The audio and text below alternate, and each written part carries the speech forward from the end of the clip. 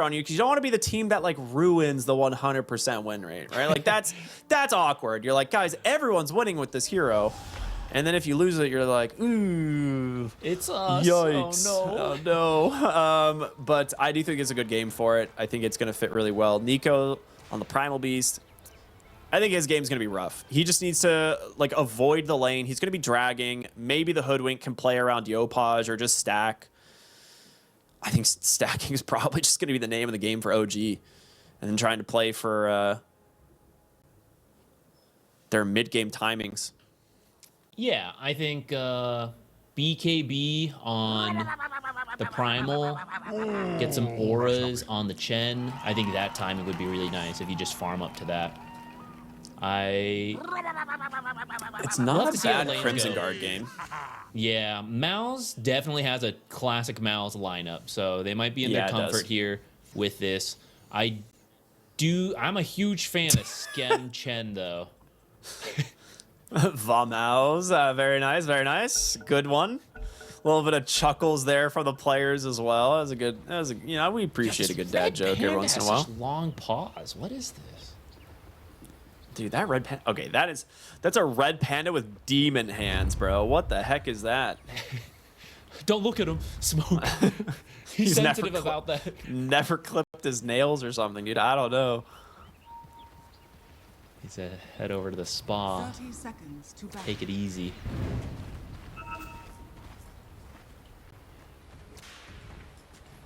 Dragon Knight's up here on his own. Maybe they can get some damage in. They may just be doing what we saw earlier, which is just a quick kill on the creep wave. You mentioned Dragon Knight, not fun to play into for the Primal Beast. The battle begins. Never feels good to have to Dragon Tail a creep, but don't want to get body blocked there just in case.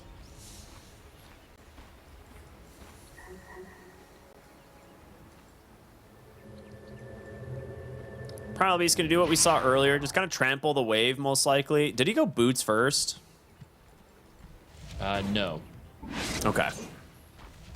Doing a regular block. Last time he did have the Muerta to help him out with the wave clear. Maybe they don't feel hoodwinked as strong at it.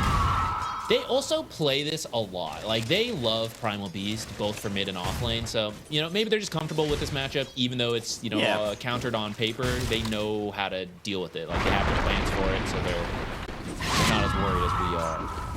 I mean, of course you're not when you constantly first pick Primal Beast, right? You have to have plans for this kind of stuff. I don't think it like really loses the lane. It's just Primal Beast is not a hero that typically plays well from behind. Like, he kind of needs to be ahead. So that's what like worries me. It's like if you pick a Primal Beast that early in the draft, it's like you're not really setting him up for a great game. At the end of the day, though, it's, you know, into this Warlock, so he's just gonna eventually sit behind the tier 1 tower farming. And you don't have something like the Dark Willow to come punish it, which we saw in the last game, right? She brought a ton of magic damage. She's great at punishing the heroes like Primal Beast. Things like Timbersaw that do a very similar play style, Centaur, they all just kind of sit back there, drag waves, and do their own thing, but susceptible to that very high magic damage and control. I didn't expect a Yopaj to be taking as much damage into the tiny. Dude, this avalanche spam has been crazy. He's thrown like 5 avalanches in this lane.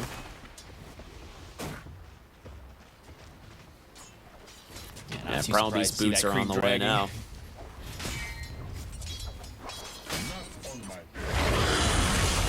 Oh, bottom lane. Yamich is gonna survive. Skem has been laying in with that potato creep.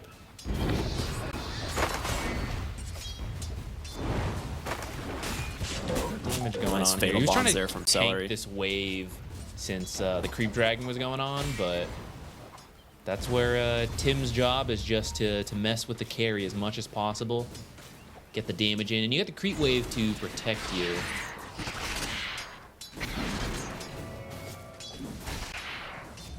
I'm surprised Boom is farming so well in this bottom lane.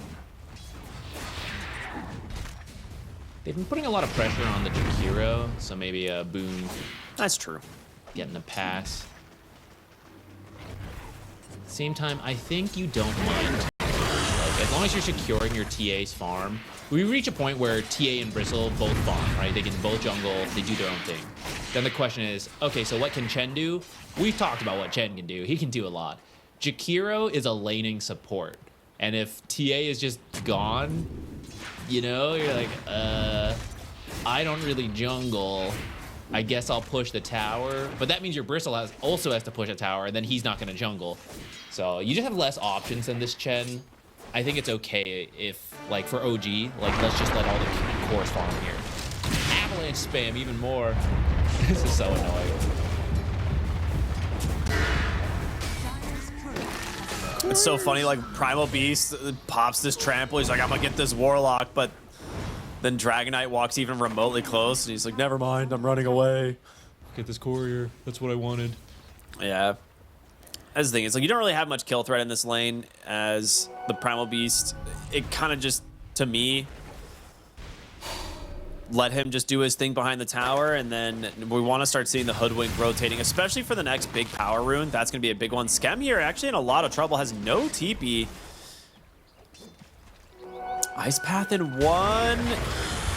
Does connect. I think he's got him. Second Blood Grenade. It did hit. Yeah, he's got the kill. Nope. First blood for Yamich on the Jakiro without a dual breath. The Ice Path is a wild way to get first blood. Yeah, but like you said, no TP, I guess, from that Ice Path, and then you just run him down.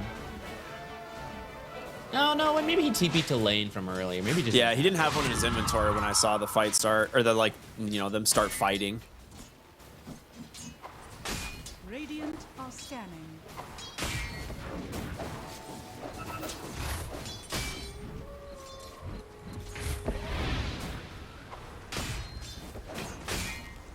Let's see if Chen wants to make those rotations we were talking about.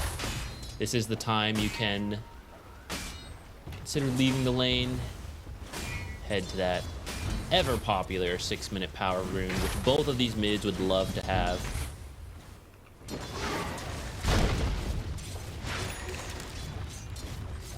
The mid lane's been going really good for mid one. He's just like doubled the CS of the Queen of Pain, which you last picked the Queen of Pain into this matchup, and the Tiny is absolutely slaying you.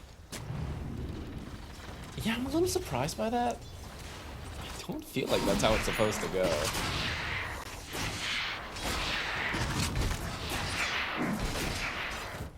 Yeah, he just got a really early level 2 in the lane and just started spamming Avalanche. Like, Quap didn't get a single deny, which... Oh, mid one does get the rune, but the toss away. It's very close. He's going for the tree. A nice Ice Path. Throws it, takes the kill onto Tim's mid one. He can get denied here. They're going to throw the Blood Grenade, but he's got a Fairy Fire. He's got some bottle charges. He's going to be fine. Potato's on a mission. He's like, I'm going to find him. Dude, that Ice Path TP in just saves mid one. As well as they get the kill, Queen of Pain gets nothing from these runes. It's like best case scenario for the mid lane of MOUZ. Yeah, this is surprisingly good, I guess, is how I'll say it. I don't know. Don't really know how a Tiny pulls this much of a lead over Queen of Pain. I know you get like the base damage, but usually you don't also win the trades as a result. Yeah. And she went 2 points dagger early, right? Like she actually went for an extra point in the dagger to try and get some harassment in, but the avalanche spam was just too much, it seems, and yeah, Tiny's thriving. Up over 1,000 gold already just in this mid lane. I'm assuming he's not rushing the blink. A lot of times we see like phase boots or something come out from Tinies nowadays in the mid lane. He did go for Soul Ring as well. So maybe with the Soul Ring he won't opt for the phase boots. I do see both quite often. I wouldn't mind in this game. You could use that extra armor versus a TA. He bought a Quelling Blade. Is it just for Hoodwink? Hoodwink. Okay. 8-minute rune, spawns bottom. Yamich just gonna yoink it really quick on the Jakiro. Bake that potato. Dude, all right. Crash landing damage is really starting to add up. That was the last of his raindrops. And with Jakiro here, they might just get the tower at 8 minutes. Okay, they forced the fortification.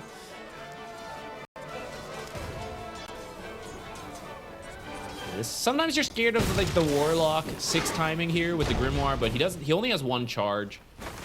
But this is still pretty strong with the liquid fire spam coming in from the Jakiro. I can't believe they are taking the mid tower first. Like Tiny versus Queen of Pain and then Chen versus Jakiro. But yeah, they're gonna bring Nico in. There's the ice path though to put a stop to a jump in. Yopaj big ult, they kill them all. All right. Maybe they're not and they the get first. Celery. There's your Pulverize. A little bit too greedy there from MOUZ, I guess you could say. Sticking around too long. And we'll get punished. Really they don't get the tower. It was 31 damage away, so they really wanted that. But yeah, I think you can just let it be. At the same time, a lot of space over to the side lanes. So Dragonite and Bristle are pretty farmed.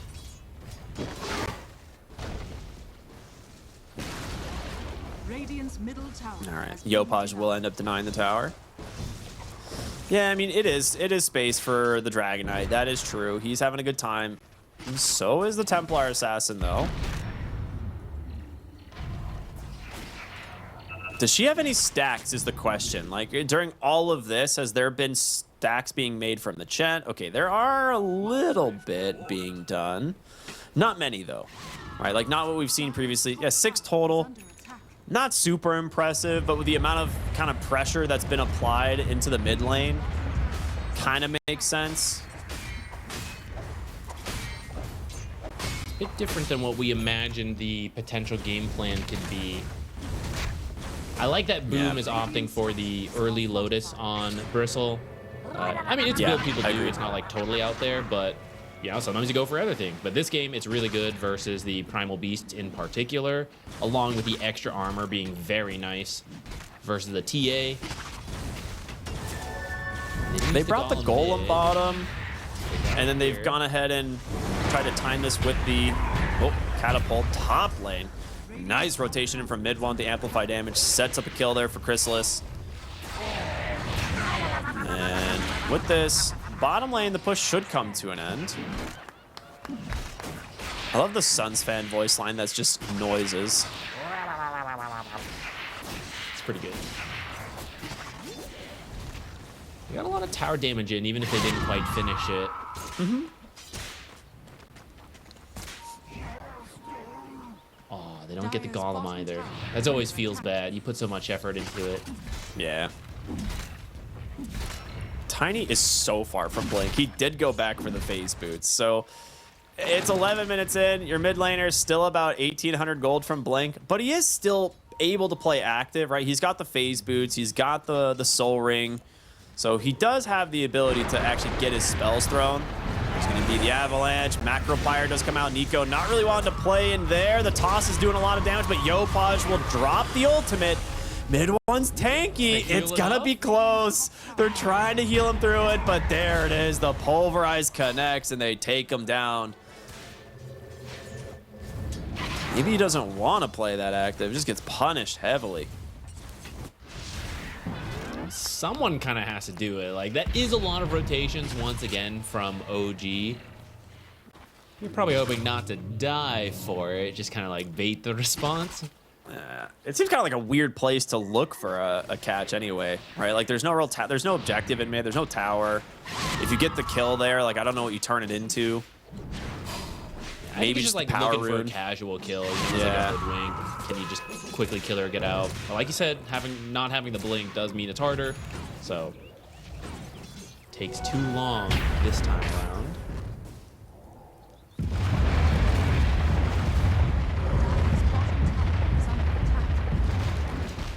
Pretty even game though. 3-3, no net worth advantage for either side. We'll see kind of who ends up pulling ahead. Primal Beast does clear up that jungle stack that we saw in the Ancients there. So he's getting a little bit closer to his items. Armlet nearly done on the Dragon Knight after the Mask of Madness. It's a pretty massive power spike for him as well. And there it is. Going to be coming on the courier here in just a moment.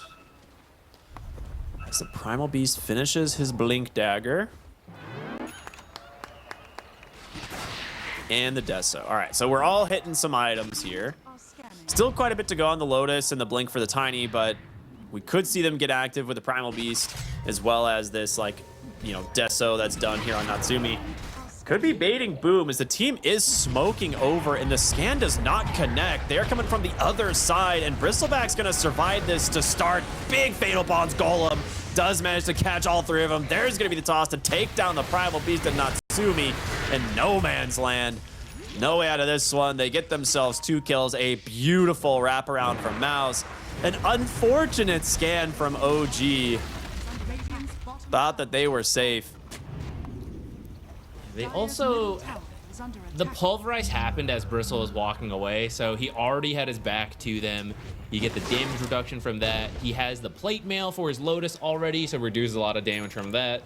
So he ends up with the full health at the end of this fight, despite being the target of those 3 heroes.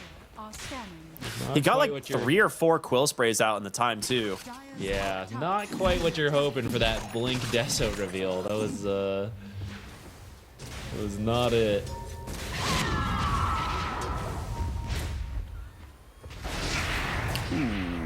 You tried to smoke your Queen of Pain, but... Round 2 in the bottom lane. This time with the sharpshooter. A little easier to do the damage. Tiny. And the bushwhack, yeah. He's going to let that happen. He thought about going in, but he doesn't have the Warlock or DK or anyone behind him. He's like, yeah, this you're in too deep, my guy. Let's it go. He's pretty close. First charge there for Natsumi, though. That's kind of nice. Get the rolling stacks for the Desolator.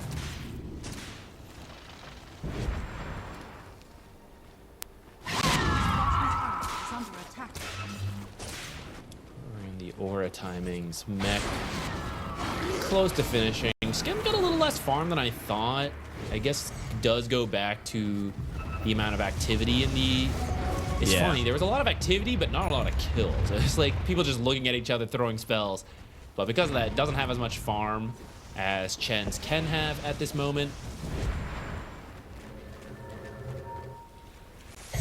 Nice ward. They're actually scouting out the rotation, so they will dodge that gank. And they're actually looking mid again.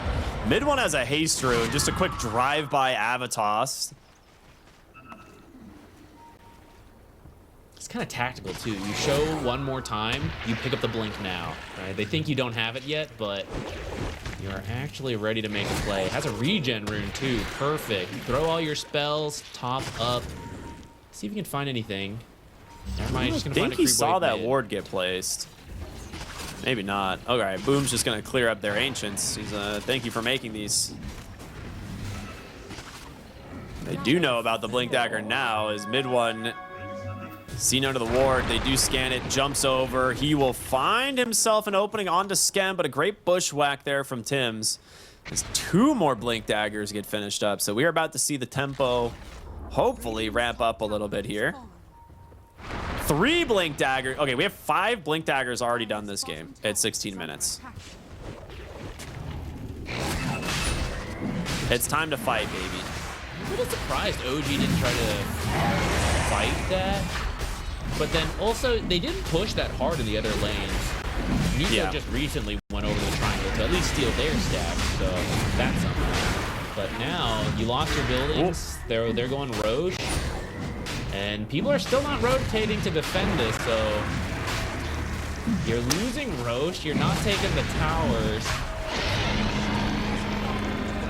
Okay. They get Roshan, yeah, and really nothing in exchange from OG. They got a D ward, I suppose. Bottom lane, Natsumi will finish the tower. So you do get something. I will say Bristleback is going to be a little bit scary. He's got his Lotus, and I think he bought the Shard right away. So you will be dealing with like the Hairball and the Lotus Orb in these fights, which is super obnoxious to deal with, especially Chen army, right? Like, he wants to be able to get these creeps into there, but if they get caught from the hairball, they're in trouble. And speaking of getting caught, bottom lane, Natsumi gets the bullet. Where did he go? Where did he go? Ice Path, he's over onto the corner. He's underneath a sentry! Oh, no, no, no. Natsumi almost got away from this one, but not quite. Avalanche is there. Chrysalis gets the credit. That's such a sneaky play from Natsumi too. Like, you usually go into that corner where they threw the ice path, but he wasn't there. He was on the middle ground going invis, but they just happen to have a sentry here from earlier, looking for the types of traps that TAs like to place to scout these kind of twin gate rotations. Unfortunate for him, his fast blink not pay out. Ends up being a pretty successful move from MOUZ, and they'll head straight over to that tier 2. Do you drop the golem for this? I think you can. Maybe you don't need to, though. You have Jakiro and Dragon Knight. Like, mid lane's also being pushed. Right, you have Tiny and Bristleback on the mid lane. They're going to TP in bottom. If they don't find Celery, this Golem is going to cause some problems. They know the Bristleback's the one with the Aegis, so that's the one they need to go on. The Golem does get dropped. It's going to buy him a little bit of space, but he's just dead alone underneath the tower. He was so close to his BKB, gets punished for not having it. They will lose 2 heroes, and MOUZ showing in 2 lanes at the tier 2 tower. That is, with an Aegis, like, you get one of the towers, I suppose, but those are some very costly deaths. Yeah, with the Aegis on the Bristle, I feel he should be the focal point. I suppose they felt stronger maybe than they are, like that they had the power to do that, but obviously when OG brings the heroes, they can still win the fight. And when MOUZ brings the heroes, they can also win these types of fight. Queen of Pain did not live very long there. It will at least give her team the information they need to safely go get the Tormentor for Tims. That's pretty nice. Good. There's a lot of spell amp here, Primal Beast and Queen of Pain especially.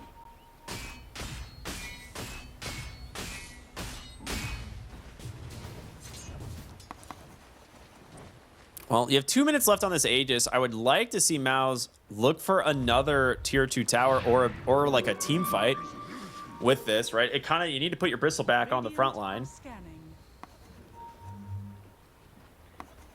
Radiant's top tower is under attack. They're gonna go through the Twin Gate top? Where are they going here? Looking for some D wards, maybe. Yeah, I think he was just providing some backup for smoke Celery. Pops. They do see Nico, but you don't have the damage to go through the Primal Beast with just those 2. Okay. Bottom tier 2 tower is going to start taking a beating from Chen. You're going to have to do something. There is a ward scouting Yopaj, but they will TP back to try and clear up the Chen army. I mean, this tower's dead. The catapult is here. Like, someone's got to help the Tiny. It's almost dead. All right, they won't stick around for it. There's still a lot of free damage you got it. Yeah. I guess it costs you some Chen creeps, but that's kind of their purpose at this point, is to be split pushing and forcing these types of moves.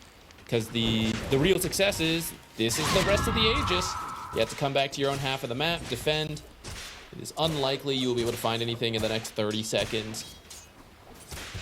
So in the end, actually, I don't think they even lost a tower on the side of OG during this Aegis. It was Didn't the they have mid tier all the 2 before. It was the mid tier 2. Right, yeah, right. but that was at the cost of your, Dragon Knight Warlock bottom. Yeah. So in the end, despite having the Aegis, they don't secure Tormentor and they don't really win a big fight. So it's in fact a gold lead for OG, 2K for them. Yeah. So you take Aegis and then you lose the gold lead. That's not great. Definitely less than ideal. As the TA is just continuing to farm and become a pretty scary hero in this game. You're trying to finish the job from earlier. I mean, it is just more and more damage into this tier 2, and Now that they know the Dragon Knight is here, they might be willing to take a fight in the triangle if they get the opening. They see the Bristle back. Dragon Knight has his TP though. Okay, he has his TP. They're coming into the outpost. Off the mark with the Avalanche. Tim goes in, gets a bushwhack, but it's the Sonic Waves that pushes them far enough. And you're right, the Lotus is working. Yopaj has that completed Aghanim Scepter. He might jump back in, continue to drop these daggers. No, he'll back away. Overall, scrappy fight, but nobody dying. They'll smoke up again on OG, feeling like they have the ability to continue the pressure. The Templar Assassin incredibly farmed, didn't really commit much of anything. They see mid one, there's gonna be the blink into the onslaught. They find Yamich as well, and he's out of the game immediately. Can you deal with Natsumi? The TA's in a pretty rough spot, tries to get up onto the high ground. Another Meld Strike, there's the Pulverize, holding mid one down. Yopaj, another kill coming through. Blink dodges the Dragon Tail, and now they continue the chase forward. Sharpshooter's gonna break Boom. Drops the Lotus Sword, but it's not enough. The 100% win rate, Templar Assassin, we're starting to see why. Good moves from OG there. That was kind of a bait around their triangle. All the abilities get thrown out, and the fact that they don't lose any heroes, they just back out, take a moment, let the BKBs expire, let the Golems expire, let the Transform expire. OG has lower cooldowns overall. There are some big ones like, you know, Hand of God, but the Primal Beast has very low cooldowns. Queen of Pain, her regular abilities are quite strong. TA, very low cooldown. It's much easier for them compared to MOUZ. So this re-engagement here, plus you find that Shakiro, one of the heroes who does have low cooldown spells, take him out right away. Not so big. It came close here. That part was kind of scary. But once they repositioned him, started healing him up, now they're good to go. He's in the ideal formation here. He's in the back, just doing the damage. Yeah, and this is one of the kind of the issues we see with Bristleback over and over is he doesn't bring a stun to your team fights. Surely they have detection, right? Okay, yeah, there we go. Yamich comes in, drops the Macro Pyre as well as the Ice Path. That is an insanely costly death. Seems we have cursed him a little bit as he was working on his Daedalus in the side lane.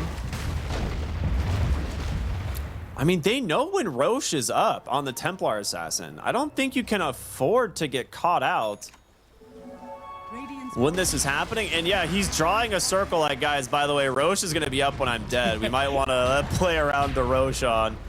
Well, he should be up in time for it. He was probably trying to push out like one more wave and then get out. Some MOUZ probably caught him at like the last chance they had. I'm just going to pressure the tier 3. Force this. Because, I mean, they know that, hey, if TA knows about Rose, they're going to be positioned over there. Let's force them back. Let's threaten this high ground. And you see it's working. They're bringing some heroes over here.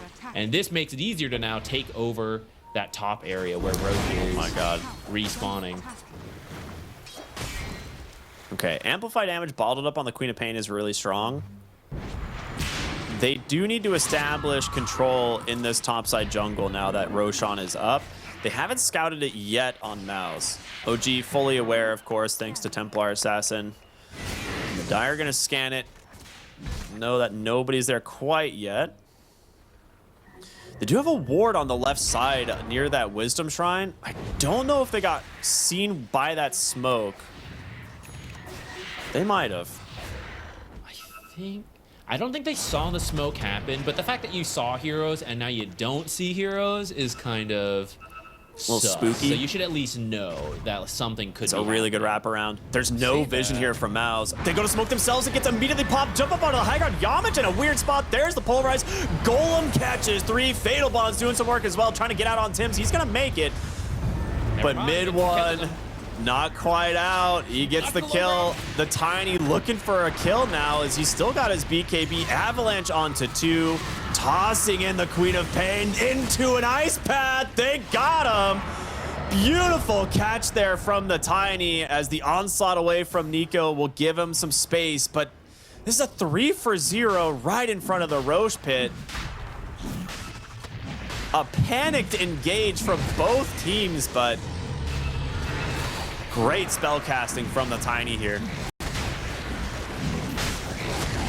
And the golem too. My God, what a golem. Yeah, so that's the thing.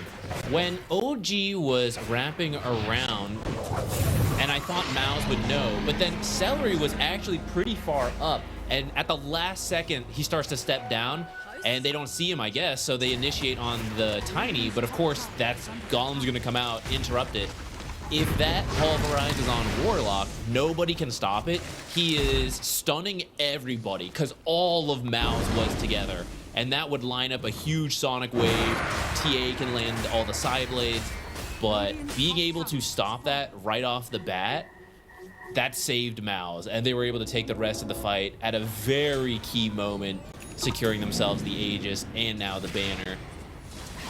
Can I ask you? Softened up some of these tier 3s. How do you feel about the Bristleback being the one that gets the Aegis here? I'm open to it as long as they actually play behind him this time. Okay, because okay, yeah. Dragonite really is not a good Aegis carrier. So as long as this is happening, right? Like Boom's on the front with the Aegis Lotus. This is okay to me. Yeah, they gave him a shield rune as well on the Dragonite. So this dude's sitting at like 5,000 HP right now.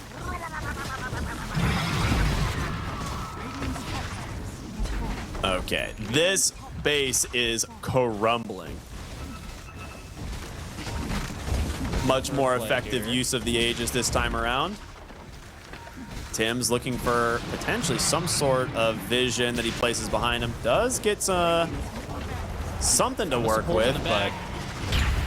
Oh, jump in, pulverize, instantly kills the Warlock. We know he's been the big problem for them. Onto the Dragonite. He doesn't have the Aegis. We mentioned it, and they get the kill. Forget the Bristleback. Who needs him?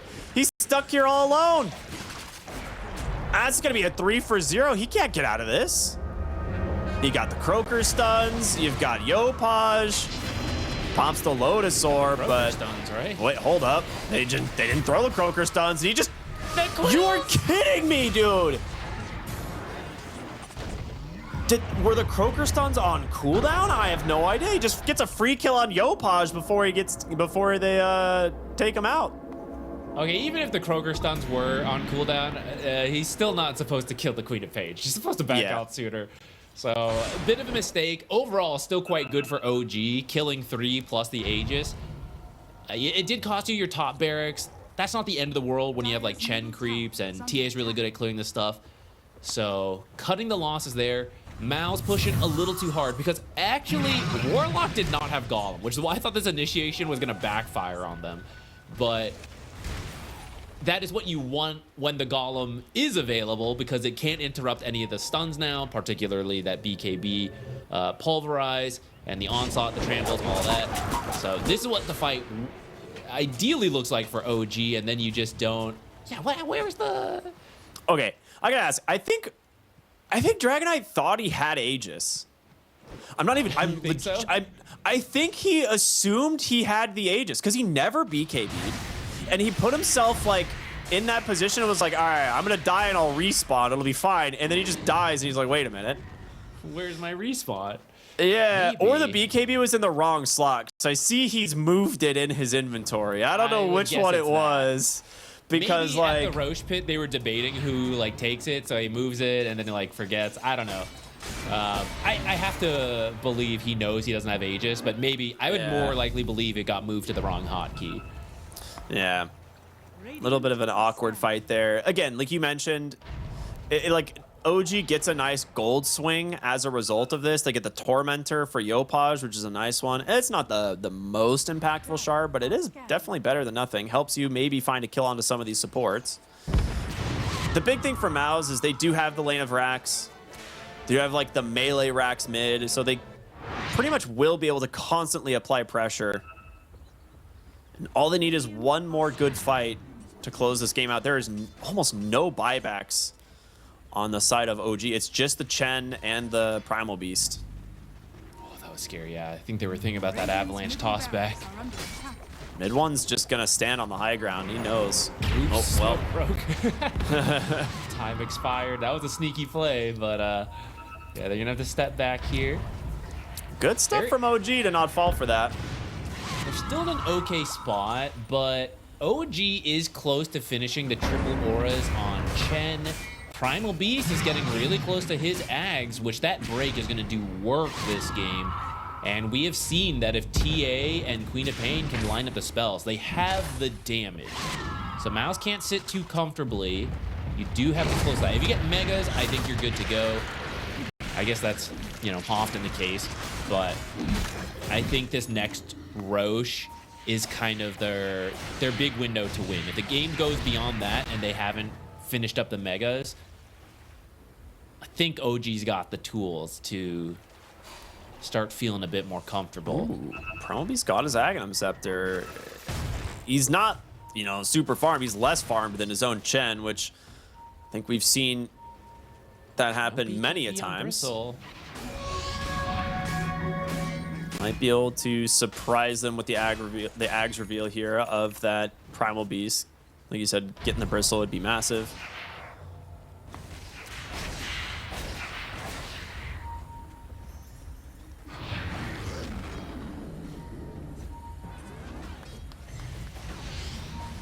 OG playing it safe. Finally letting... I feel like a lot of times there's farm in the base. The supports never get to have it. But now none of them want to risk getting tossed back. So Skev is clearing it with the creeps. All right, smoke out. Pretty big win percentage for MOUZ. Despite being such a close game, I think the Dota Plus really favors the barracks being down. I mean, Boom's build is pretty frustrating to deal with. The Lincolns and the Lotus. He needs his BKB, of course, but it makes it very difficult for the Primal Beast to engage. Like, he wants to go for the Blink Pulverize. Oh my gosh, they're going to find Chrysalis. Oh no, the Blinks. No, they actually find the Primal Beast at the exact same time. They take the Jakiro out of the fight, but Nico's going to need some help to run away. The damage from this Dragon Knight is stacking up. Skem's going to live for the moment, but mid one chases in after him, gets the kill. And Queen of Pain, she's got these daggers holding them at bay. A disengage here from OG. Can they get Yopaj? Avalanche comes out. The Dragon Tail. Is it enough? It is. A massive find. She was close to getting that next blink out. If she had made it out, that was a pretty good move for OG. You get on the map, you get a kill, you stall things out longer. Instead, now your Queen of Pain is dead, and MOUZ is guessing she doesn't have buyback. I mean, Chrysalis still has BKB. And drop the banner. I forgot they still have this available. This is hard to deal with without the Queen of Pain available. Yeah, this is going to be a tier 3 at the least. We'll see if they can, you know, pressure for more. You don't have the dragon form. Jump in, mid one. They don't have detection. Oh, but they get the cancel. No pulverize there onto mid one. He's able to make it out for now, but he's falling low. Forced to BKB, trying to turn around, but the damage from Natsumi, it is stacked up. They take him down. Chrysalis now needs to be careful. Warlock channeling, pops the Ghost Scepter. Now you need to find a way to disengage. Can you? Bushwhack not available. TP out from the Warlock, but they're chasing after. Boom, he will BKB TP. No ultimate available. Still on cooldown for another second. So MOUZ, they give up a big kill on the high ground, and it's a really fast Roche respawn. It was only about 30 seconds. If you can get this, a lot of the issue here is that Nico is unable to pulverize targets through the Golem. But if you can get the refresher that is on Roshan, now you can finally just go in with the BKB, pulverize, bait out the Golem, and then just refresh, pulverize a second time. Yeah. Allow your TA to get the key kill that you need. Win the fight from there. And you don't know this is up. MOUZ is not ready to contest this. This is free for OG. Every time, I feel like there's been multiple times, they scan it now. I feel like there's been multiple times where MOUZ are in a commanding position, and then it just comes out too late. All right, clean getaway. I thought there might be some action there at the very last second. 2 Raxes up, and the enemy team gets the Roshan. And the third one as well. So Aegis, Cheese, Refresher, and Banner. Is it enough to stop MOUZ from sieging your base bottom? We'll have to see. I feel like MOUZ still has a lot of damage, and if they can find any hero right now, there's a very big lack of buybacks on both teams. Dude, the TA traps, though. They know that they're here. That's a free Chen kill if they know, but they don't have a ward earlier. They want to watch this lane. There's a creep wave in mid. Someone's going to have to come clear it up. Natsumi gets tossed out into the Dragon. No, he gets the BKB off in time. Blink Pulverize doing some work. There's the Golem. Can they get mid one? He's going to be forced to BKB. It comes out a little bit late, and he's dead. The refresher comes out from Nico. There's your second Pulverize. You mentioned it. Is Chrysalis in trouble? Pops the BKB and the Satanic, trying to turn it around, but the damage from Natsumi, it's there. He's got no refractions left. He's going to lose the Aegis. So 1-4 Aegis swap at the moment. Gonna try and TP out. They will make it. Ghost Scepter forced after the high ground. Warlock will make it out as well. Nice disengage from MOUZ. It could have gotten a lot worse, but still a good win here for OG. I thought they were gonna do that actually. The second Pulverize on the Dragonite was looking so good, but he must have gotten some pretty big crits on his splash attack because he got everyone on OG low enough that they got scared and backed out. And fair enough. I mean, like one more splash attack from Dragonite probably would have wiped him. So pretty even fight, but you use the refresher shard, and that's a big reason they were able to take that. Now you have to farm up a proper refresher, and you don't have an Aegis. Man, this is really back and forth. You have a gold lead too. It feels kind of fake at this point, though. 9K is not a lot at 40 minutes. Yeah, I mean, most of it is the Chen, right? I do think the Queen of Pain is going to start becoming a pretty massive problem. She is a hero that, like, once she gets to her late game items, kind of becomes like god tier. It takes a while to get their immediate D ward out, but they will find themselves a very quick kill onto the Jakiro. If they had stunned Tiny there and got a second kill, that would have been insane. Because Crystallis is bottom. It would have been a long TP to get back to his team. All right, Jakiro dead. Let's see if they can force that buyback, perhaps. You can maybe just push top. Or you can choose this tier 2 mid. But actually, you don't have creeps near at all. I mean, they have banner. They're just going to push top, right? Yeah. The third banner, mind you.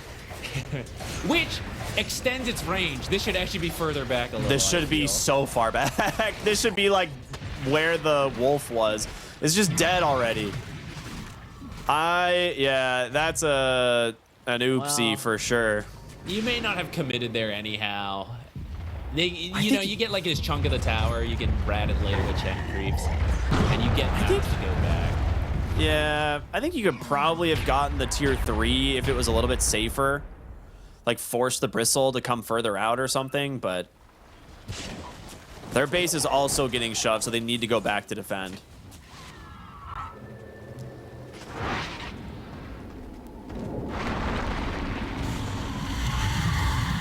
Now, I do think you're just trying to stall time for Nico to get the refresher, and I would like them to funnel farm into him. I see Natsumi farming near him, but I don't think more damage on TA solves your problem. I know that's hard for carry players to hear, but more damage is not strictly what they need. I think it's more control from this refresher. What if she buys... hear me out. Okay.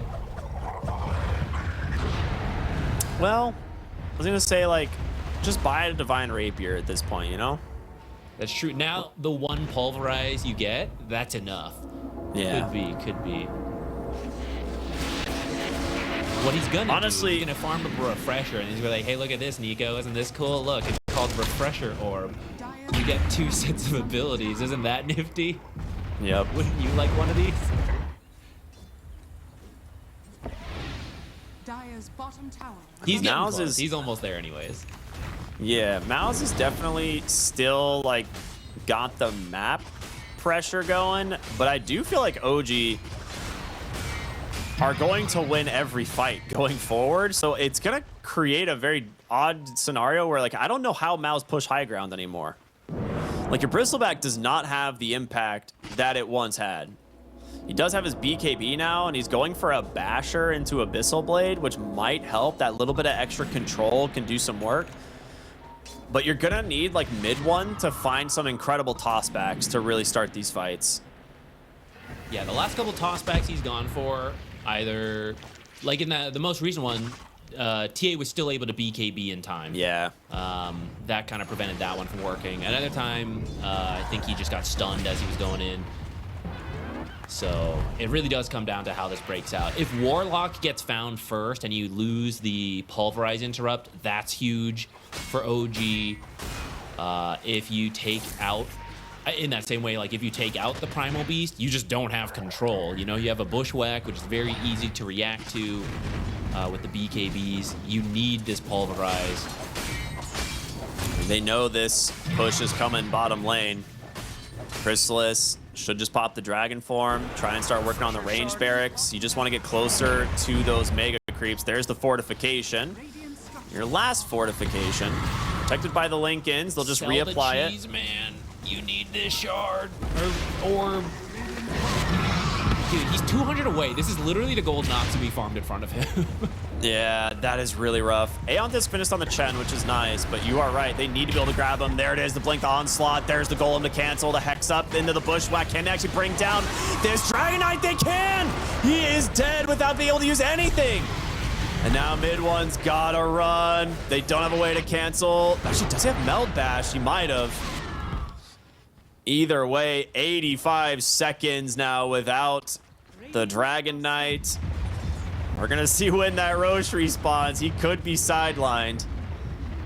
They have 2 Lincolns and a Lotus. Why is there not more on him like in that? Like if the others are not gonna go in, which I think is fine. I don't know, did all of them get popped? Did I not see that correctly? I think the Lotus expired and that was when they went in.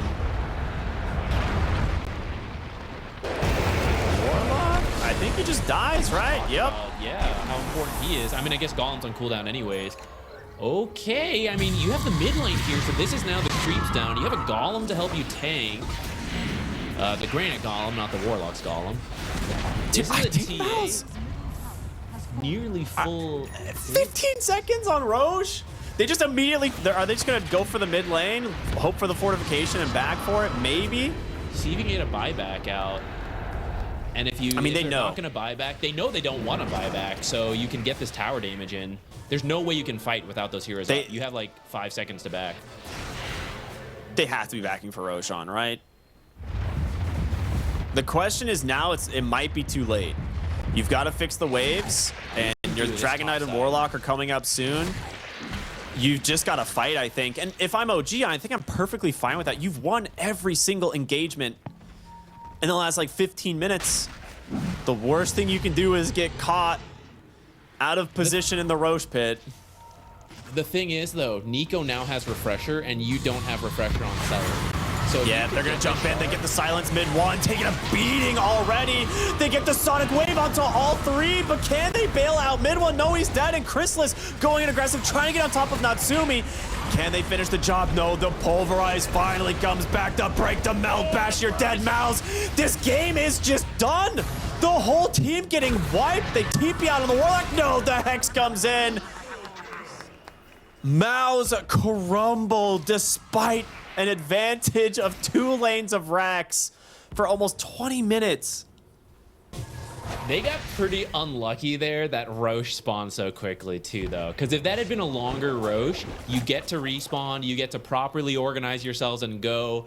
They heard the roar and they're like, oh, we have to get in that pit. Like, we have to fight this. And that put them in a bad position. That's why that Tiny got killed, the Golem, the Warlock got killed before the Golem could come out. This is it, right? I guess it depends if you can get buybacks, how much you push, but I think you do it, right? You can, like, I know going straight to tier 4s got nerfed, but I think you go straight tier 4s. There's no way that they stop this push, right? Easier. Okay, they're gonna go to bottom, look for a second lane, trying to even things out a little bit. They've got the buyback out of the Bristleback. Tiny's up in 15 seconds. You could look for a toss back, but the base is gone. Yeah, the fact that Nico is pushing top right now tells me they're not confident to end the game. They're just trying to get as much out of this map as possible. Which, I mean, let's be fair. I mean, earlier that probability showed they had like, what, 10, 20% chance of winning. They have felt behind this whole time. So you finally get a window here.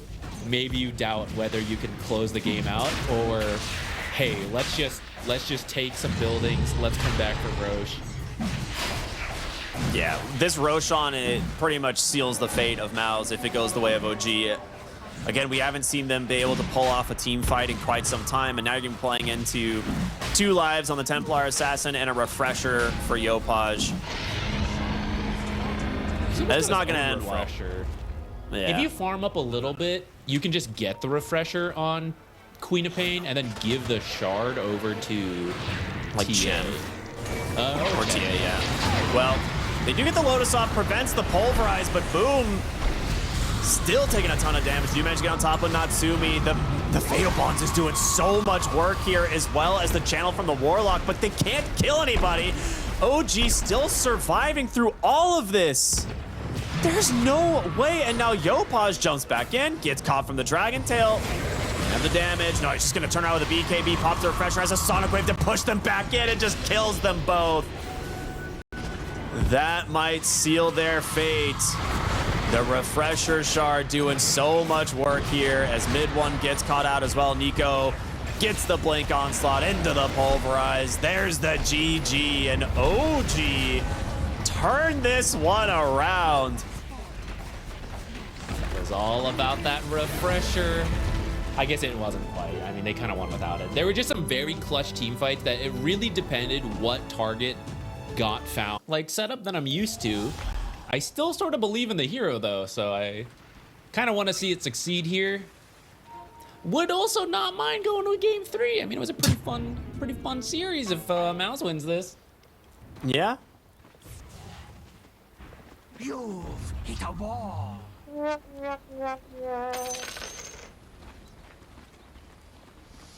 Trying to look if there's anything in terms of the facets that are interesting. The fact that Skem has gone recall is kind of interesting. We don't really see the recall facet that often, even on like support. They do get the boundless strike into the bushwhack, trying to chase for Boom, but don't quite have the catch.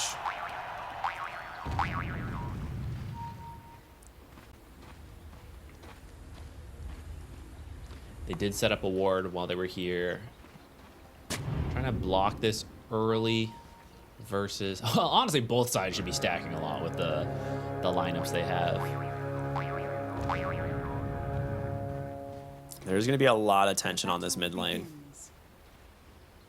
The first wave is not that bad for Ember, because usually Monkey Kings go Boundless Strike, which we already see him do. You use it mostly to just like secure the range creep, get a little bit of damage. It's levels 2, especially 3 onward, where this lane becomes pretty much impossible. If he decides to pick up something like an Orb of Frost, it gets way worse. Yeah, he's got Boots Orb of Frost queued up, yeah.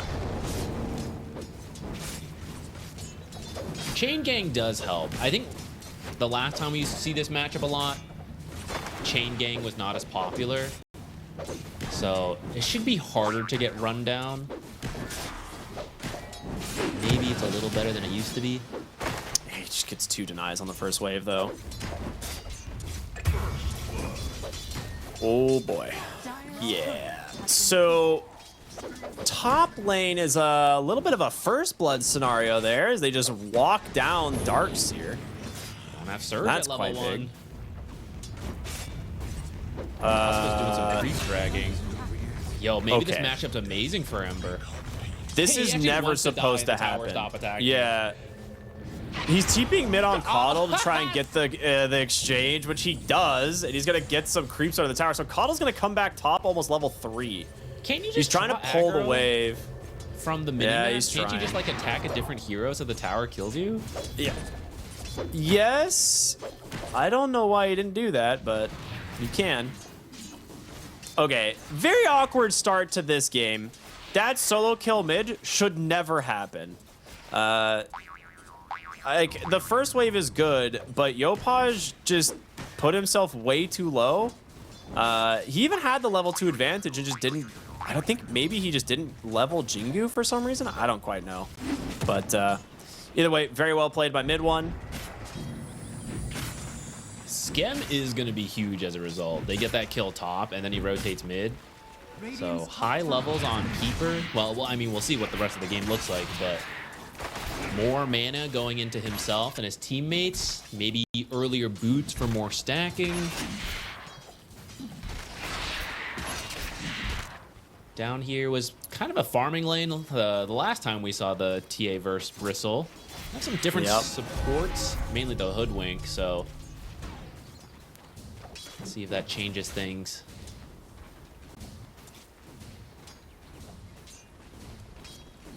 All right, despite the death, we do see those last hits and deny starting to rack up for the Monkey King. Yeah. Maybe he hasn't played it in a little bit, just like everyone else. He's like, okay, yeah, ooh, forgot how that level 2 is supposed to go. I remember now. Here we go. Well, Monkey King 0 and 2 so far in this event. Yopaj did play it earlier in this event against an Ember Spirit, if I'm not mistaken. So, all right, so 1 game and 3 minutes to remember how to play. Yeah, just a little bit of a warm up. A little bit of a warm up.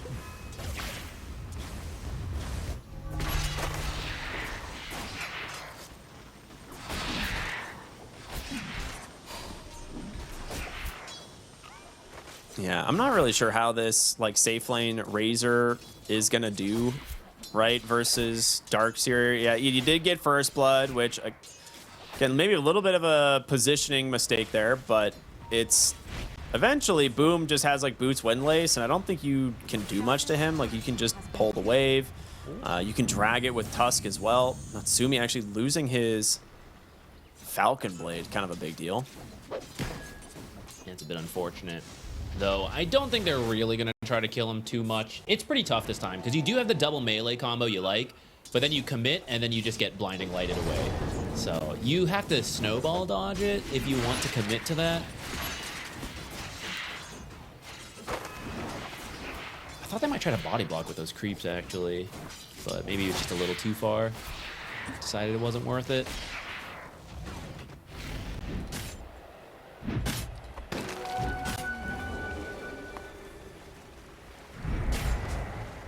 Ooh, he should get the slow here on Skem to allow mid one to close the gap, and he does. Nicely done from Yamit.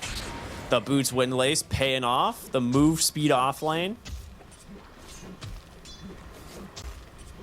For real, actually, come to think about it, this might be the fastest off lane, safe lane combos. We got like Keeper Razor and then Darkseer plus Boot Windlace on the support. Everybody's zooming up here. Yeah, there's a zoom in lane for sure.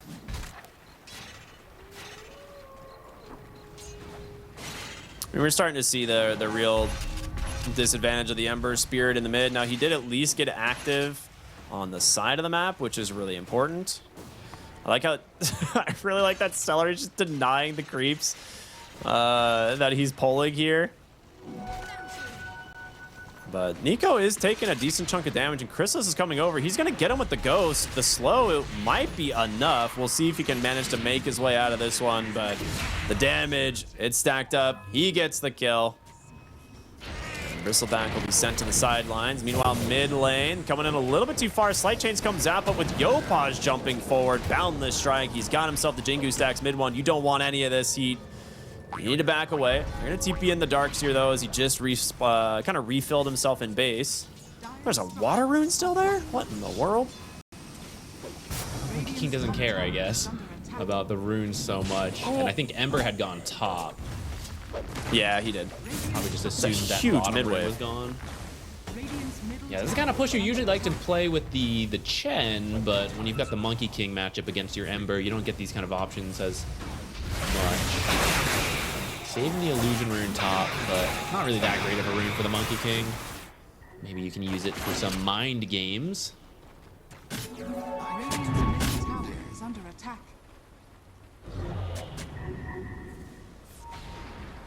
I was like, he needs to get that that sentry, because there's actually a ward on the right side there that they don't know about.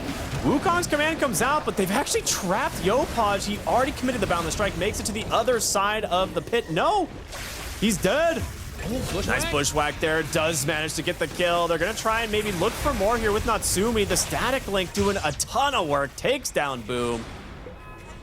All right, very nice wall play from the Darkseer, gets the kill onto the Monkey King, which he went for,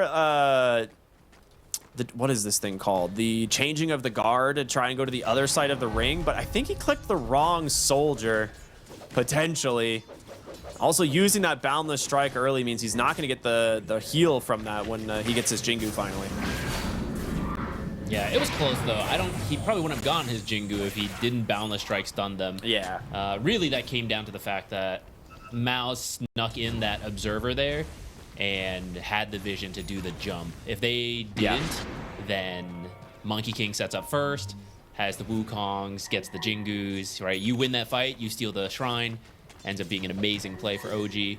They still got a couple kills in response. So absolutely, it was still pretty good. Like, we see Razor at the top net worth, not always the fastest farmer, but this time he's picking up kills. He's got extra mana to work with from the keeper. He's gonna be a very scary Razor, and he's not the best illusion hero because a lot of his damage comes from the abilities. And unlucky for mid one on this Ember, can't catch a break with the runes quite yet. Nico continuing to drag waves on the Bristleback. They're not letting this go. Like, he's so deep on the side of the map here. He needs to TP. Maybe he does. He's actually just going to squeak his way through.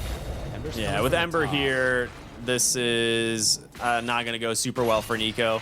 But he is making space. I'll tell you what. Finish these waves. There's the chains. You guys want to stun for me? The Kroger, it actually works! Dude. Ask and you shall receive. Deny me, Boglets. All right. I mean, surely he dies Ancient now, stun? but a great escape. Ancient deny? Oh, that was Okay. kind of close. That would have been tragic for MOUZ if he gets the deny off there. That was so much time. I like this Remnant, though. They're going to see if he comes back. Maybe you can get a second back-to-back kill. That would be a pretty big play. Yeah, it would. Oh, my God. Speaking of Boglets. You didn't stun massacre. my Bristleback down there. You're going to kill your family up top. Radiant's middle tower is under attack. 5,500 on that Razor. Yeah, very scary. He's been getting all that extra farm from Skem. Skem's around. Oh, okay. I don't know how these stacks got made, but from the eternity of space that Nico has been making bottom, I guess Tim's has been hard at work in the jungle. Yeah, look at this. 5 and 6.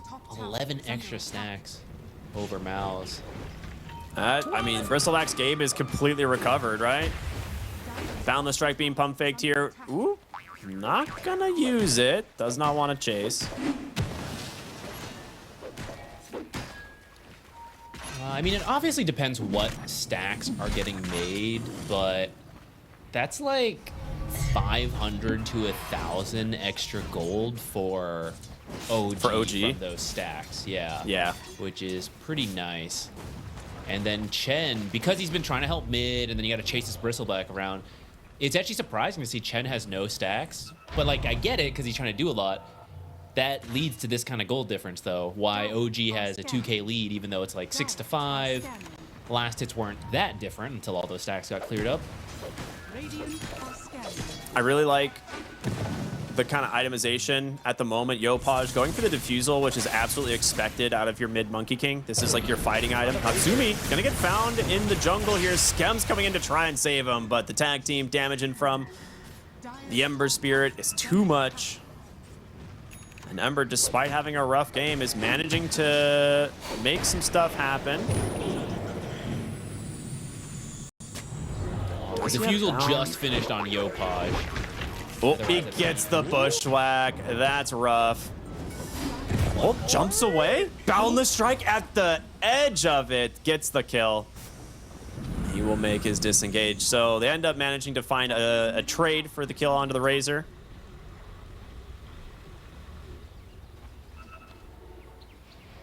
And I think this is like a perfect, like, it's not the best trade. Like, your Razor did die, but Yopaj having a little bit more under his belt is going to go a long way here in this mid game, because he is the one who will be running around the map.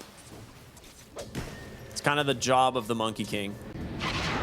Especially now that the defusal is done. He has it on the courier. He just hasn't delivered it quite yet. Ooh, amplified damage. Kept it hidden away. It was in the trees here. Let's see if he can surprise anybody. Probably a TA kill would be your best, because you've kind of gotten everybody else once, right? Everyone else has been slowed down. It's this TA that has been quietly farming away. And she's quite fragile. Once you get past the refraction, the rest of the hero is very easy to kill. Yeah, Defusal is really strong against the Ember as long as he doesn't have a Remnant out. If he doesn't have a Remnant, he can't actually throw one during the inhibit. So he has to wait, and then you've probably burned most of his mana, and then he just dies. So Smoke Up heading into the jungle here. Yamich in a really good spot. Sees a really weird-looking Illusion Rune running straight at him. And Yopaj just going to jump past him, look for Celery, goes for the Hand of the God. The Boundless Strike connects into the Wukong's. A beautiful shard block. Hello. Hey, get out. Meanwhile, mid one. Oh, the recall? Where did Natsumi come from? Hello. From the top lane, gonna join the fight instead, and they take down Ember. They get a much bigger kill instead. That is the value of recall. You mentioned it. There's been a move back to Solar Flare, but actually looking at this game, right, it's pretty physical damage focus. So the slow would be kind of cool, but they have some tools against that. So you get the recall, bring your teammates around. Razor can just go back to farming, but still fight. That's the weird part about playing Razor carry, is that you're supposed to farm, but you're also one of the best early fighters. Coddle helps solve that. Yeah, I really like the way that OG are playing the map at the moment. They need to continue to play aggressive and keeping this Ember Spirit down. Like, the Chen is starting to pick up items, and that will help offset mid one. Wukong's command's available. He's taking a lot of damage. First, though, he needs some help. There's going to be just chain stunned and dead? Okay, that is really rough. Mid lane, continuing the chase. The wall is down. It's going to be able to hold Natsumi back as mid one with this haste rune doing so much work. Pulls back with a vacuum. They take down the Razor. Now looking at Nico, Chrysalis is just ripping through these heroes, and mid one manages to get the chains, holds down Skem on the backside of the fight, runs back through the wall. Now going to try and just disengage from Nico, sorry, but a 4-for-1 underneath the enemy tier 1 tower. That was... I feel like he saw them behind the Ember, didn't he? Because he was on high ground at the start. He had supports there. I feel like he just Wukong's. I know that feels bad to secure the rune. That might not even be there, but then I think you don't walk in. I guess just overestimated himself or underestimated the enemy's damage. This is where, like, the Darkseer is just going to be a huge issue. Like, if you Wukong's here, I think you don't die, right? I don't think they actually just dive into Wukong's, and plus you have, like, the changing of the guard to try and get yourself out as well. And now that Darkseer's here, like, you have these surges, you've got so much just damage from the wall and these ion shells. Like, how can they actually make the fights? Yeah, it's actually almost a reverse issue from an earlier series, which is like they have the damage on OG now, but the actual catch is a little lacking. It's really the bushwhack, which the tree got cut in that fight, and then the boundless strike, which the snowball was going, so you didn't really want to use it there. Otherwise, it's a little awkward. Darkseer has his Crimson Guard, and Chen looking towards the pipe. They just find Nico once again here, completely blocked off. Can't do much anything, and the rune spawns top. Mid one gets himself a shield rune. We are back to a dead even game despite the start here for OG. MOUZ up 12-8 now. Is able to continue to look for more. They find themselves the Hoodwink. Tim's drops the Sharpshooter to try and survive, but again, it's a shield rune on this Ember. You're not getting out of here. Another kill. Mid one showing why you can pick the Ember even into these counter picks. Forgetting that he even solo killed in the mid lane. That's not supposed to happen. Yeah, but you can that's always true. set things up for your team like this. Chain gang is very strong at this phase of the game when there's not really a lot of dispels. And Monkey can get here Wukong this. Damage is looking for it. I mean, if you get a boundless strike into the pit here, he's gonna jump in, has Wukong. They cut his tree! Mid one needs to be careful. He's in pretty far by himself. There's going to be the Wukong's command, and mid one does get the mana back to survive. And they can go into the pit to try and contest this, but Natsumi needs to be careful about jumping onto the high ground. They might just wait this out on the side of MOUZ. Looks like they will. Roshan down to just like 10% HP here. Who's going to contest this? Nico with the Lotus playing point. You can definitely be in there to try to grab it. Mid one's going to the wraparound. He's got boom as well. This chains onto the vacuum wall. Good night, OG. Nico running into the pit. He's like, I'll just do it myself, maybe. Hope for the best, but he gets the HS. Unbelievable. All right, Nico salvaging potentially a horrific situation for his team. Getting a lot of quill sprays out, but the snowball will keep Yamich alive. Good move. He actually gets the Roshan as well for Dyer, which is very funny. Oh, nice. Still overall, well, I guess you wanted the Aegis, so it's kind of a pain to lose, but you win the fight overall, and it looks like you're gonna get the tower, so I think MOUZ won't feel too bad about that. It was a good wraparound. The way OG was positioned, they really thought the fight was going to happen around the pit, but MOUZ had backed up, smoked down the side, so they found the back line, took them out in a great vacuum.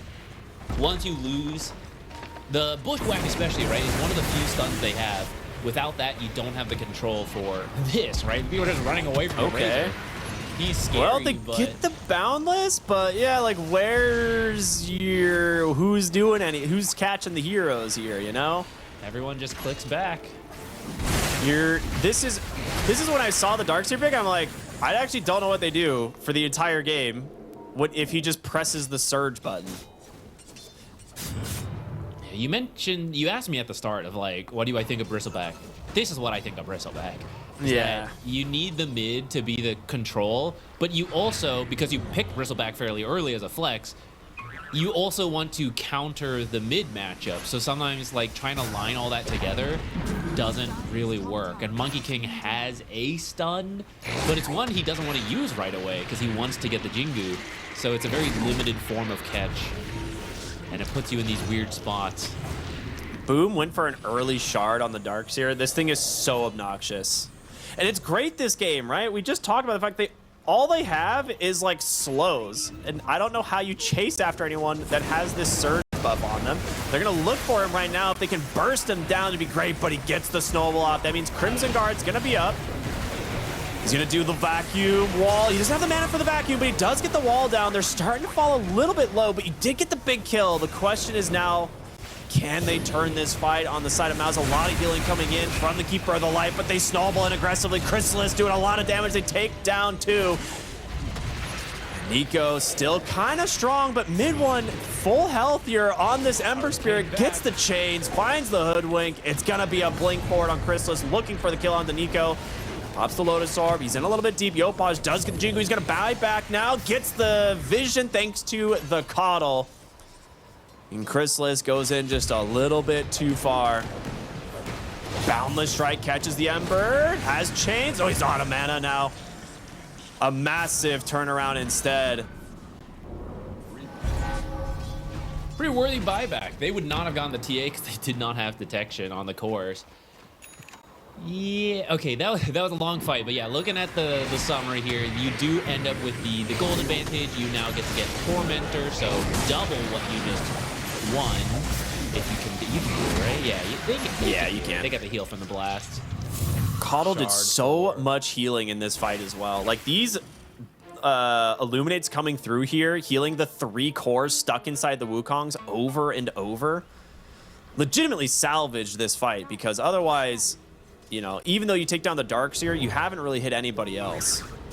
It is a good target to take out, though, because before that, we were just talking about like how useful Surge is, but can't Surge yourself if you've burned all your mana, you're getting killed. And then they try to save him with the Snowball, which is another tool they have to get away. So you're using a lot of the escape tools, not really escaping. It was working, but then they just overcommit here, and a good call to buy back from Coddle, allowing them to turn this around. If they had just backed out, they could have just gone to get Tormentor. But I don't know, I guess just not expecting anyone to buy back at this point, or overestimating the damage they had.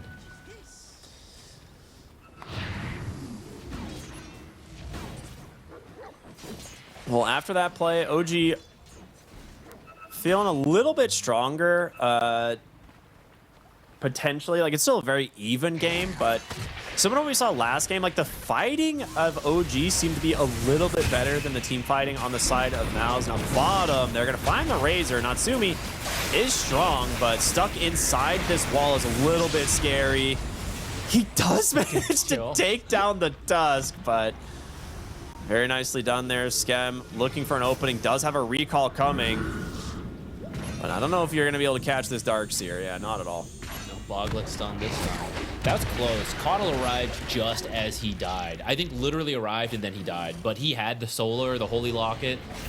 He was moments away from saving that Razor.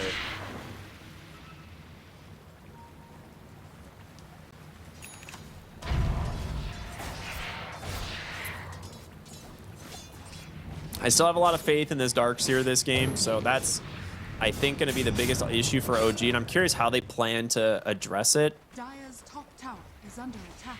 Your Razor needs to be really farmed to the point where he can stand inside, you know, the wall and the damage from the TA. It's going to take some time to get there. Mid lane, Atos reveal into the Bushwhack. Boundless Strike comes out, Sharpshooter. He still has the mana to play around, but he has the inhibit. He can't throw the Remnant quite yet. Another Bushwhack comes through. Mid one will survive thanks to Celery. They really want to chase for more, and they will not be able to. All right. Nicely done from the Chen to keep him in this one.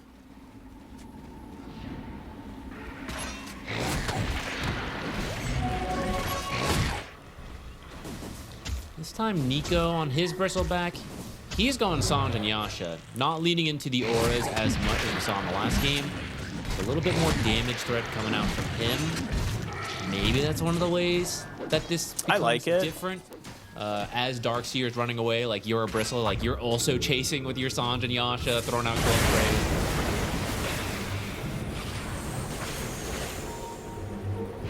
They're recalling in some heroes. They are looking for a fight. I don't know if they're going to find it. 5. Yeah. They're looking for a potential wraparound, and if they do manage to get their hands on the Coddle, this would be incredible, but boom. Looking for the vacuum. Wall opener. Doesn't quite get it, but in comes the Ember Spirit. He does manage to find a Keeper of the Light. Yamich is there. He gets the Lotus. It's going to reflect it.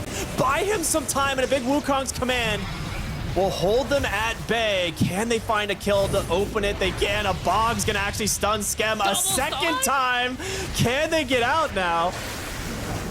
The damage starting to stack up here from Natsumi. The heal a little bit off the mark. He's got to walk right back through the wall. Does he die to this is the question. It might be baiting, and boom, the inhibit is out. Yopaj on top of him. He gets the surge away for now. They're starting to fall low as Chrysalis will jump in, get the Sideblade. He gets the kill. Yopaj now needs to be careful. Pulled back in for the vacuum, and he's done it.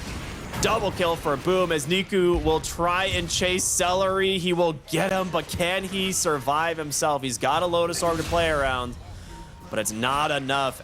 All said and done, Chrysalis cleans up this fight. That was such a close fight. Also, had a little bit of luck there, because I'm pretty sure Chrysalis got hit by the Blinding Light for mischance, and then still landed the last attack or two to finish the job on the Razor at least. Also, I can't believe that Boglet stunned him twice, because the Coddle healing was not coming out that fight, and I don't remember if he didn't have his ult to begin with. Like maybe it was on cooldown. He did, but like 2 of them missed. Like the team kited a completely different way, and I saw 2 Illuminates just go whiffing by them. Pretty painful because that was a close fight. So those blasts are connecting with the Holy Locket. I mean, we're talking like a full health team then. It's gonna give MOUZ some momentum as Roche. Some pretty fast respawns today, I feel like. 16 messages, dang. All right, we'll see what they can do. They've got to sit behind Nico on this Bristleback. He's the frontliner for his team. As long as he doesn't get burst, it should be a decent start for OG. We saw him get the Lotus Orb to keep the Coddle alive just a little bit in that fight, which was nice, but the Wukong's command is a big part of it. They just don't have great tools for keeping people in the Wukong's command. Smoke wrap around here. They get some vision of Tim's. They're looking for him. He's on the left side. Chains is out. Snowball, and he's dead.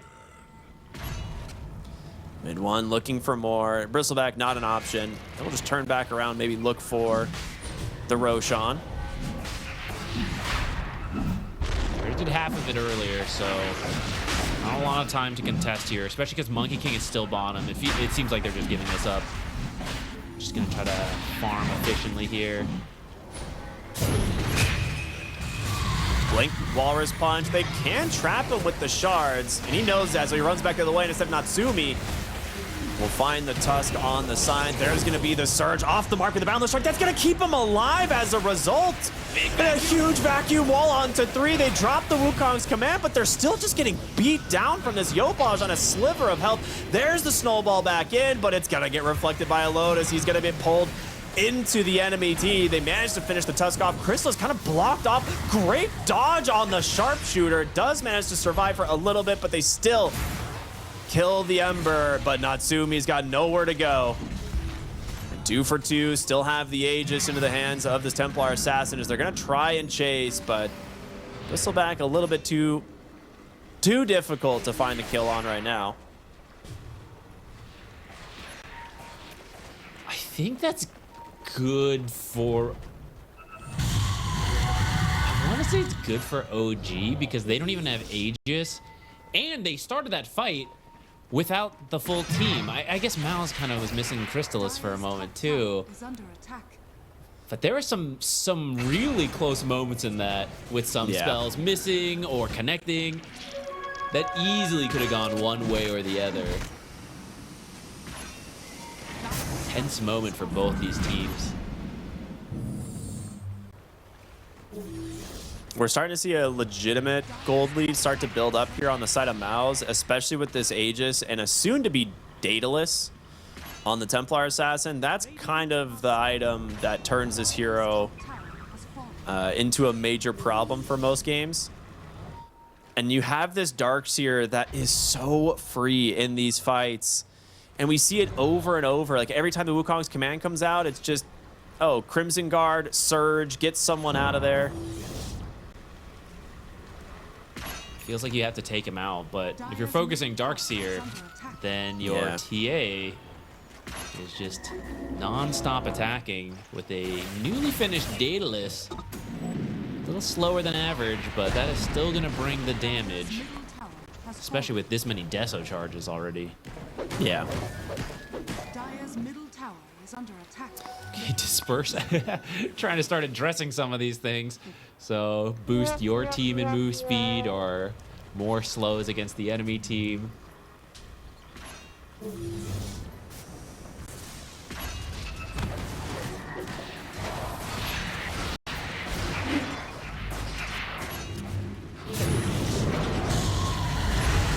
Lotus out here from Nico.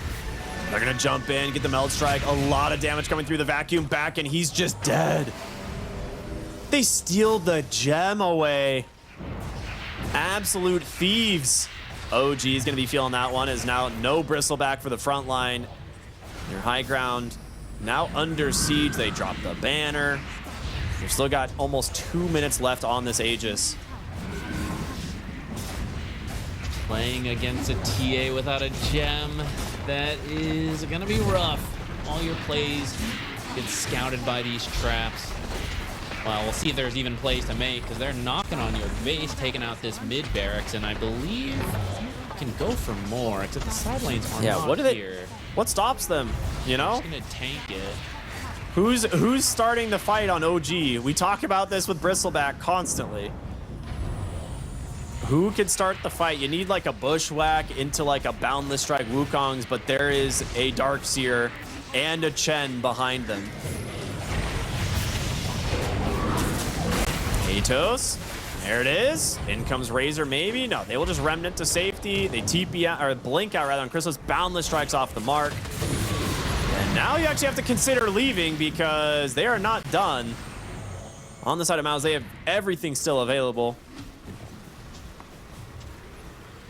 That's the thing, right? The Atos, the Bushwhack, the Boundless, that's all of it. So if you haven't gotten a kill when those abilities go out, that's it for your fight. You got to reset for at least 10 seconds before they start coming up again. Go for a scan for the Tormentor. Hope that MOUZ maybe resetting a little bit. They know the Tormentor is like their objective they want to go for, but I think MOUZ are reading this perfectly. They are in a position to break the smoke. Nico is going to walk in. They find Natsumi. Chains comes out. Meld strikes in the place. They get the blink into the Walrus Punch. The Lotus Orb will protect Natsumi for now as he turns for more. The wall not really on the mark, but it's enough to hold Natsumi in place. He's going to try to TP out, but there's the vacuum. A disaster once again here for OG, as now Tim's going to be left to the hands of MOUZ. Right, eventually they'll chase down the squirrel. Nah, not really. Nah, they got him. Dude, the Hurricane Thrust giving attack. Dude, stun him. TA meld striking from the high ground at Tormentor all the way to the Razor down by the Ancient, sealing the deal. Because otherwise he gets to like be healed up a little bit more. Maybe you can continue that fight, but they take him out, vacuum to cancel the TP, finish the job. Oh, dude. Oh, I was gonna say, do they have detection for crystals here? They do, but he just blinks over. Scam, you gotta pop the dust if you want to find the kill here. There's the dust. Can you get this kill? He pops a Shadow Blade. Tusk is on the way. He just walks away. Oh my goodness. Now you gotta leave.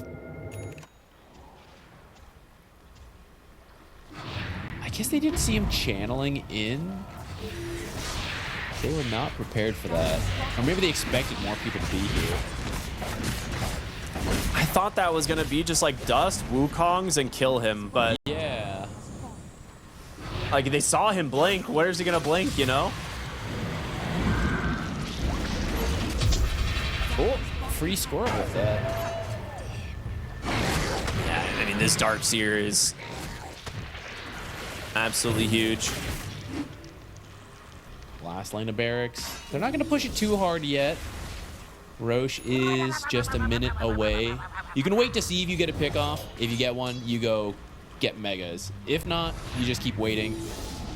There've been a lot of fast Roches this series, so maybe you can just wait for that. Who's X? I love this smoke. It's coming from mid one, but he doesn't have all of it. Blinking into the Oh my god. Oh my god. Yeah, you GG. You see that and you're like, all right, we're out. There's nothing left. I love that smoke angle. All set up off the 3-hero vacuum. Chains, meld strike onto all three. Good night. It's not even close. MOUZ run away with game number situation to be in if you're OG. So I think they've got to be much happier with what they've got here. But anytime I see Shadow Fiend Slardar, I feel like that combination of heroes is going to be very difficult to deal with. So a lot on the table for both these teams. It is game 3. One of these teams will be eliminated. The other will advance to play tomorrow for another chance to be eliminated. So we'll see. It's going to be the long road to get back into this. Indeed. Boom and Nico, the friendly banter, game 3. Someone's going home. Hopefully not due to lags, though. So a quick pause here. Both teams smoking up. We'll see if anyone can get the first blood. The lineups are both pretty decent at it, especially MOUZ, I would say. As long as they're together, which right now, in decent position. 30 seconds to battle.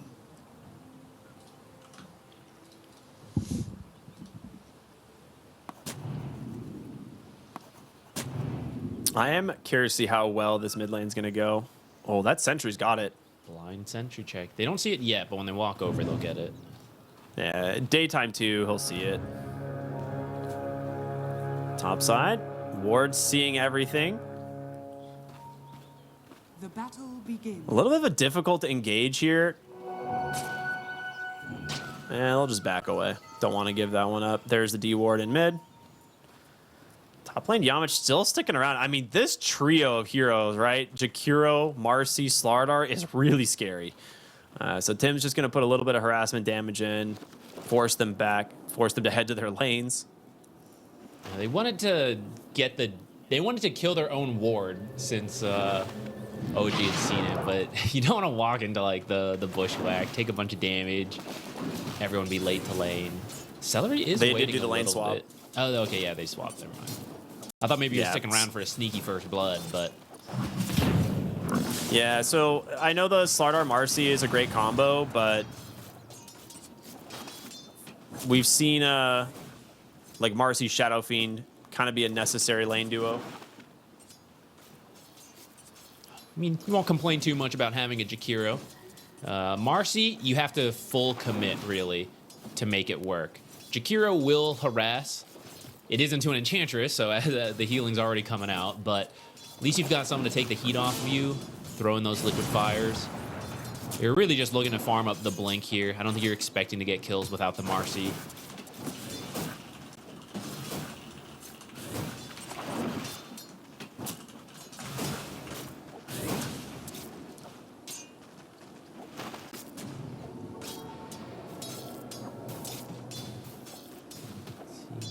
Still pretty even right now. It should go towards Void Spirit. It's a little bit skill-based, but we typically see Void Spirits do better. And then to what degree comes down to the players, which mid one seems to be having a better series right now than Yopaj.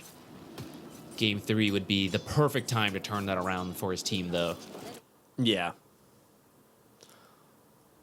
I mean, in terms of the mid lane, there's a lot of creeps there for the Void Spirit, so he should be able to see us very easily. Kind of pull away with a little bit of advantage. He's taking a beating though from Yopaj. Top lane is in a really good position here for the Slardar. This is a hero that the closer the wave is to his tower, as opposed to, like, a lot of heroes is the way for a lot of offlaners, they would prefer it this way, but Slardar specifically benefits more than others because, you know, his damage and control comes from him running you down. And the more space he has to run you down, the more damage he's going to do. That's where playing into Razor's a little annoying, though, because he just links you, and it's like, yeah, feel free to chase me. Yeah. By the time you bash me, I will have taken all your damage, and then I will turn on you. Oh, nice pull from Celery there.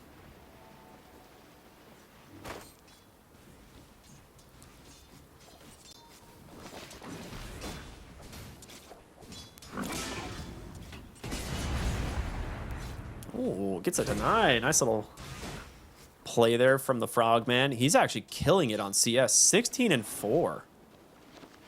Yeah, they've been doing a good job also maintaining solid equilibrium here. And the nice thing about this Hoodwink, just constantly poking away.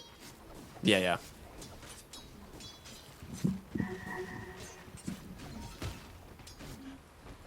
I'm trying to think which lane is likely to have the...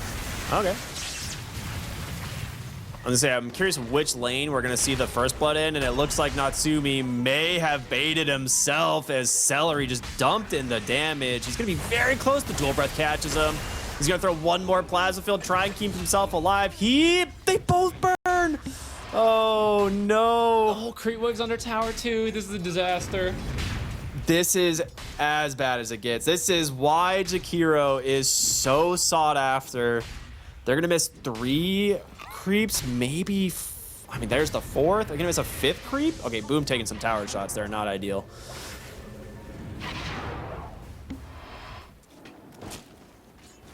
Wow, that is a brutal turn of events in the top lane. You still have to respect the Razor, but in terms of your own blink timing and like, oh, am I going to get through this laning stage? Yes, you've done it. The You've answer made it is through yes the laning now. stage. Yeah, you can relax a little bit more here if you're Boom. I mean, not too much, and then you feed it back, but I think if you just chill now, you'll reach a respectable timing on your items and be the playmaker you need to be. Especially because in that mid lane, it was going actually pretty well for Void Spirit for a while, but Puck seems to have bounced back. Yeah, relatively even there. Yeah, it means it'll come down to the power runes that are getting close. There's here. a Marcy here. Jumps to the top lane, grabs Skem, pulls him out of position, and Enchantress dies once again. Just gives you the space to go for the runes. Okay, fastest Falcon Blade. All right, Natsumi. Very nice, very nice. Something going his way here. Bottom lane. They really want to try and dive Chrysalis, but they are bringing Celery in on the Jakiro. Gonna get quite a bit of damage here. Great catchy lick, though. Might have been enough just to save him. Dire are scanning. They really want to play for this bottom though. fountain. They're bringing in some heroes. The Enchantress is here as well. Celery, he does manage to steal it away, but might regret it. Gonna get Kedgelik back into the Centaur Stomp, and with that, will find themselves a nice kill, but Yamas just jumps in, takes out Skem in exchange. The Marcy getting quite active around this. Okay, that was very unexpected. I think both teams trying to next level and seeing it happen with the ward they have in the twin gates. Chrysalis, he's got a Fairy Fire, but I think he's dead. All right, the Centaur sticking around just long enough to help line that up. If they didn't kill him there, I mean, the haste rune from Puck was going to go finish the job. Yeah, But yeah, that's true. the thing. All the supports, instead of going to the mid rune, they left it to chance. Made these side lane plays, trying to catch their opponents off guard. I guess it worked out in the end for OG, because they kill the Shadow Fiend and Puck lucked out on the rune. Even if the haste didn't quite lead to a kill, you at least get the regen for it. Consumable gold. How did he spend so much consumable money already? Does that include the Lotuses? No, I think lots of Fairy Fires, maybe. 1,500 in Fairy Fires? Dude, I don't know. Maybe really likes Fairy Fire.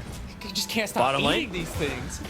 He's got 2 more in his inventory. He's just dead again. Tower is under attack. All right, this Centaur creep has absolutely destroyed this bottom lane. He gets 2 in a row and has turned it now into 3 kills, pairing with the Largo. Then when he hits level 5, there's a troll summoner waiting for him right here. That would be massive if they can time it with the catapult wave as well, coming through in a few minutes. All right, 8 minutes. Ooh, Lux out for Yopaj once again. Arcane, too, is really good. Marcy does see him, though, so they at least know he has an Arcane rune. Mm-hmm. Radiant's Yeah, bottom Crystal's gonna back away. Yeah, he hears the trolls coming. With that, your tower might just be dead. Some rotations coming in. Ooh, off the mark there with that bushwhack, and that's gonna set them up for a really nice kill onto the Largo. They pull back, take down Tim's. under attack. Skem still working on the tower, nearly kills it. It's essentially dead. Even if they hold it here now, at any moment you look away, an Enchantress creep will finish the job. They probably have to deny it now. Yeah. Or they have to, like, play... They have to commit to playing here with all the heroes. Still, a little bit far on OG back. I think you just watch Enchantress take the tower. I don't think you have to make that play. in the back. If the bushwhack connected, it would have been different, right? Because then they don't actually jump the Largo. But I agree. I think you can just let the Enchantress slowly take the tower without having to commit. Yeah, the thing is like, maybe you get that kill, but the real timing is the Largo Ags, and I think that's what you don't want to jeopardize too much. Absolutely. Risks. I guess if you get a kill, right, it does speed up the Ags timing, so I get it. Feel like that gave mid one something to do, though. He'd been losing out on power runes. He's not winning the mid lane, so he's just looking for anything like that. And we mentioned earlier, like Slardar, if he has a really good start to the game, which, well, in trouble now, surrounded by 3, the coil, Eye of the Storm to find the kill. So finally, we're seeing the puck manage to get active on the map. Now, they did bring some heroes to the top twin gate, but I don't know if they're going to stick around for this one. They might just head back bottom. They don't want to give up the tower, but Radiant structures are fortified. it looks pretty dead to me with that pine cone there. Pine cone is so powerful. Ooh, really nice bushwhack there. The sharpshooter damage finishes the job. Now, Natsumi, and a little deep here. Mid one does have quite a bit of damage. He's getting pulled onto the high ground now. Still does finish the job thanks to the Crows of Haze and the Astral Steps. They lost their bottom tower. They're going to bring the numbers top and look for this one instead, maybe. Yeah, let's get a trade of towers. Top for mid. And boom, despite that death, 1,800 gold, almost at the blink. It's only 11 minutes. This is really good. Like, this is what happens when you have Slardar into a good melee matchup. The fact that he's here versus a Razor and an Enchantress, right? You're very happy with how this top lane has gone. Yeah, I mean, overall, I think both teams aren't like too worried. Your Largo is still farming to the Ags, and that's like the big timing, like you've mentioned, that you're really waiting for. Shadow Fiend isn't really struggling. It's very even amongst these two heroes. I think for me, I'm mostly curious to see how much the Puck or the Void Spirit are gonna be able to get active, but top lane, oh, the pick me up pulls him out. A great save there from Yamich, but Puck's on the hunt. Not today. Yamich breaks the angle.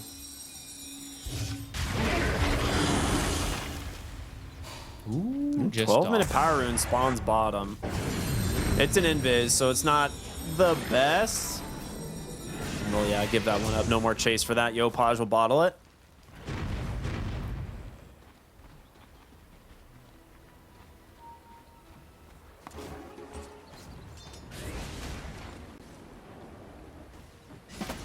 It's on MOUZ to find the plays. This blink now done on Slardar, teleporting to his team. Time to smoke. Time to smoke. Here You we know go. Largo just wants to farm Ags. You know they're waiting for that. You have to disrupt it. Finding the Puck is a little bit more difficult because you don't have great follow-up stuns, but they do scan. They see the Hoodwink. You're really looking for Razor, but you will settle for a Hoodwink. Great bushwhack, but they've got themselves the Ice Path ready to go. Tim's. I think if you're OG, you're probably okay with that because this is the blink reveal from the Slardar, and it only nets a Hoodwink kill. Yeah, that kill is also top. So Nico, it's like, great work, Tims. That was so good. This is excellent. You have no idea how good that was. I mean, I've been watching him down here. He shoves in the lane, stacks a nearby camp, clears one, goes to the other, clears that, pulls, stacks. He's just on this cycle. He's on a really good Ags time. He's at halfway to the Ags, top net worth. Right? He's so rich, actually. Again, Largo is not that strong of a laner, so the fact that he's at this point is really nice. Tim's getting a little bit of revenge there. Set up from the coil. Great work, Tims. Keep it up there. Yes, keep fighting topside, guys. That'd be great. Keep it up. Dire's middle tower is under attack.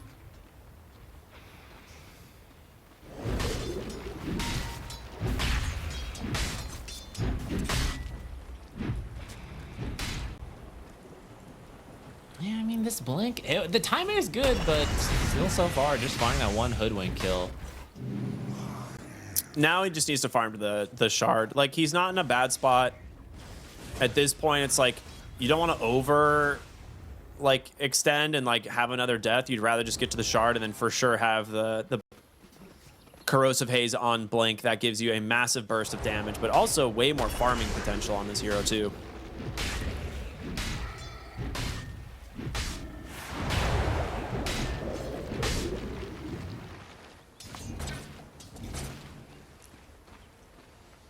Dude, it is. I don't think I've seen the net worth this close between the top 6 in quite a few series, right? We're talking 400 gold separating Largo from the Shadow Fiend.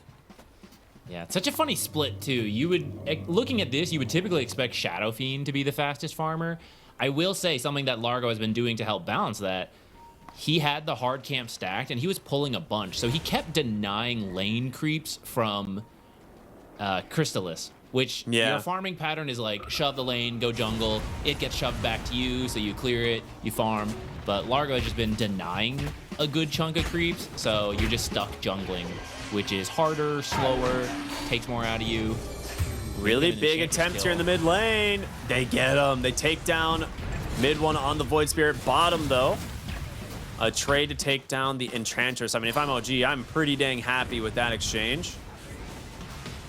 Nico lives. He's very happy. Straight back to farming. There are stacks over here, right? The Razor farmed the stacks. I guess it's fine. You need to line up the carries timing with the Ags as well.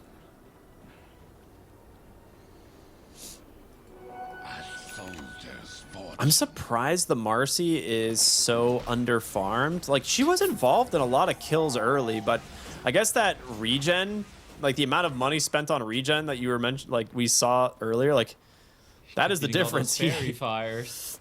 So many fairy fires, so many salves. Something has to. Okay. They find Nico. They will pull him back in. They have to get the kill, and they do.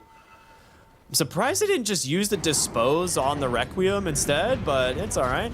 They do manage to get the job done anyway.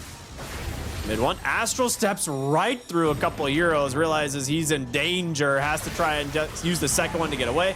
Great Ice Path, Macro Pyre, a Remnant there to make space. The blink in, the stun from the Slaughter. Natsumi's got nowhere to go. And now Yamich gonna go ahead and pop the ultimate, try and do the damage. He's just healing through it, doesn't seem bothered at all. And now with Yopaj, top back off, ready to go, but blink crush the damage from the Shadow Fiend. They pull him back in with a Remnant. They need to be able to get him to safety. The damage, it's not enough. And mid one, dissimulate in one. Can he get to safety? Jumps back to the north, another Remnant, and has an Astral Step in 1 second.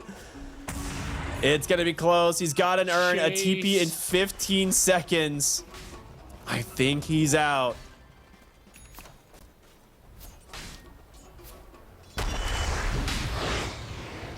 Very close from both teams. I cannot believe that many heroes got away.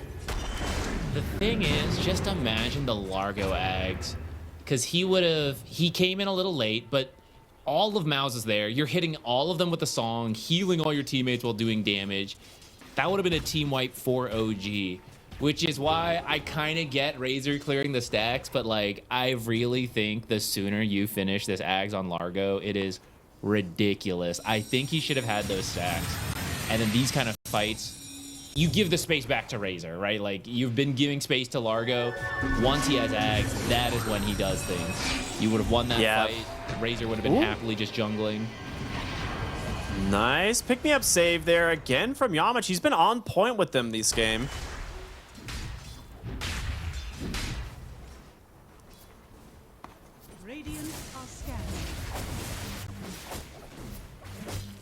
Bottom lane. Oh. Gonna find the Enchantress here. Does not want to stick around. And there's your Largo eggs. It is time, baby. Gonna be delivered here just about 19 minutes, 15 seconds.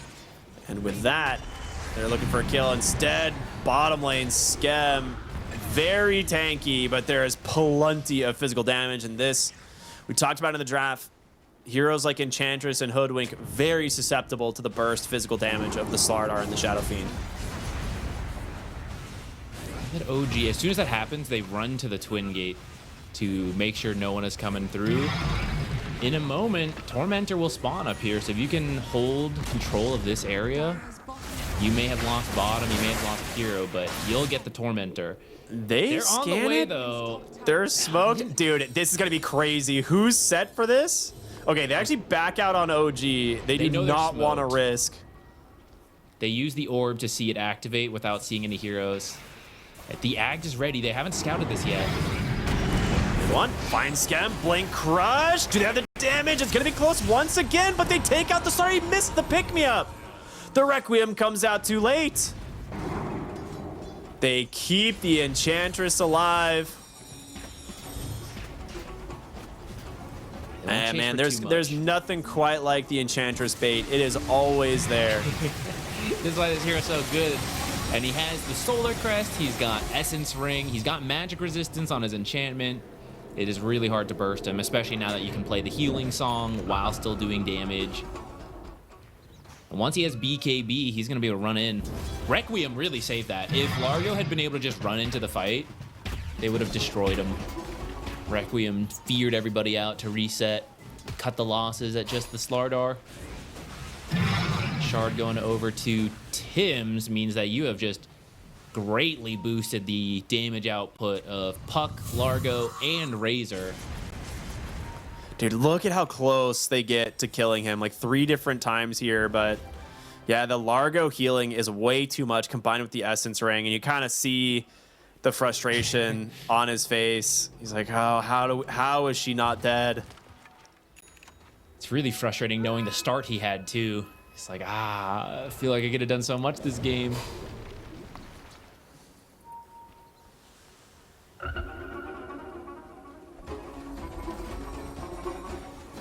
Very fast Aghanim Scepter for the Void Spirit. You do need this see what to he can get silence done the with Largo and the Puck. It's really good.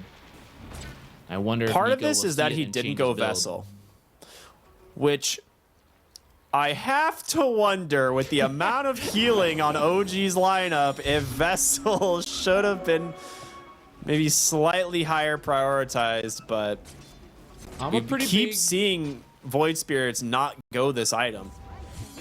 I'm a pretty big fan of the Ags. Even I kind of agree the Vessel would have been nice. Oh no. Oh, they cut the tree. That could have been a disaster.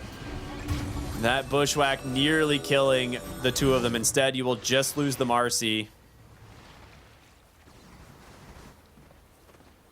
The Vessel would have been nice to help clean out some of these kills, but you got Catchy Lick. And it does feel bad to build Spirit Vessel anytime the team, the opponents have some kind of dispel like that, like Abaddon Shield, press the attack. I think that's why he's opting for the Ags first, to silence this Largo, silence these other heroes. Maybe you can go back for the Vessel now that you have it. You just go Shivas instead, right? A different form of healing reduction that still synergizes well. I'm down for that. Affects the whole team, at least those that you hit, which is very nice since Largo is healing the whole team.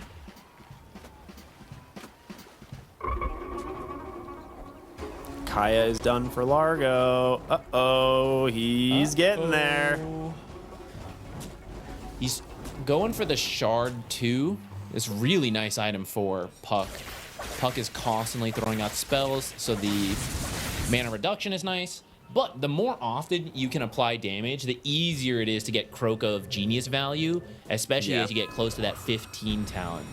Being able to hit someone with a single spell is already 7.5% of their max HP, but you just keep refreshing that, no matter how small the instance of damage is. So I'm pretty sure, like, if the orb curves back, tickles them, right? You just reset the time.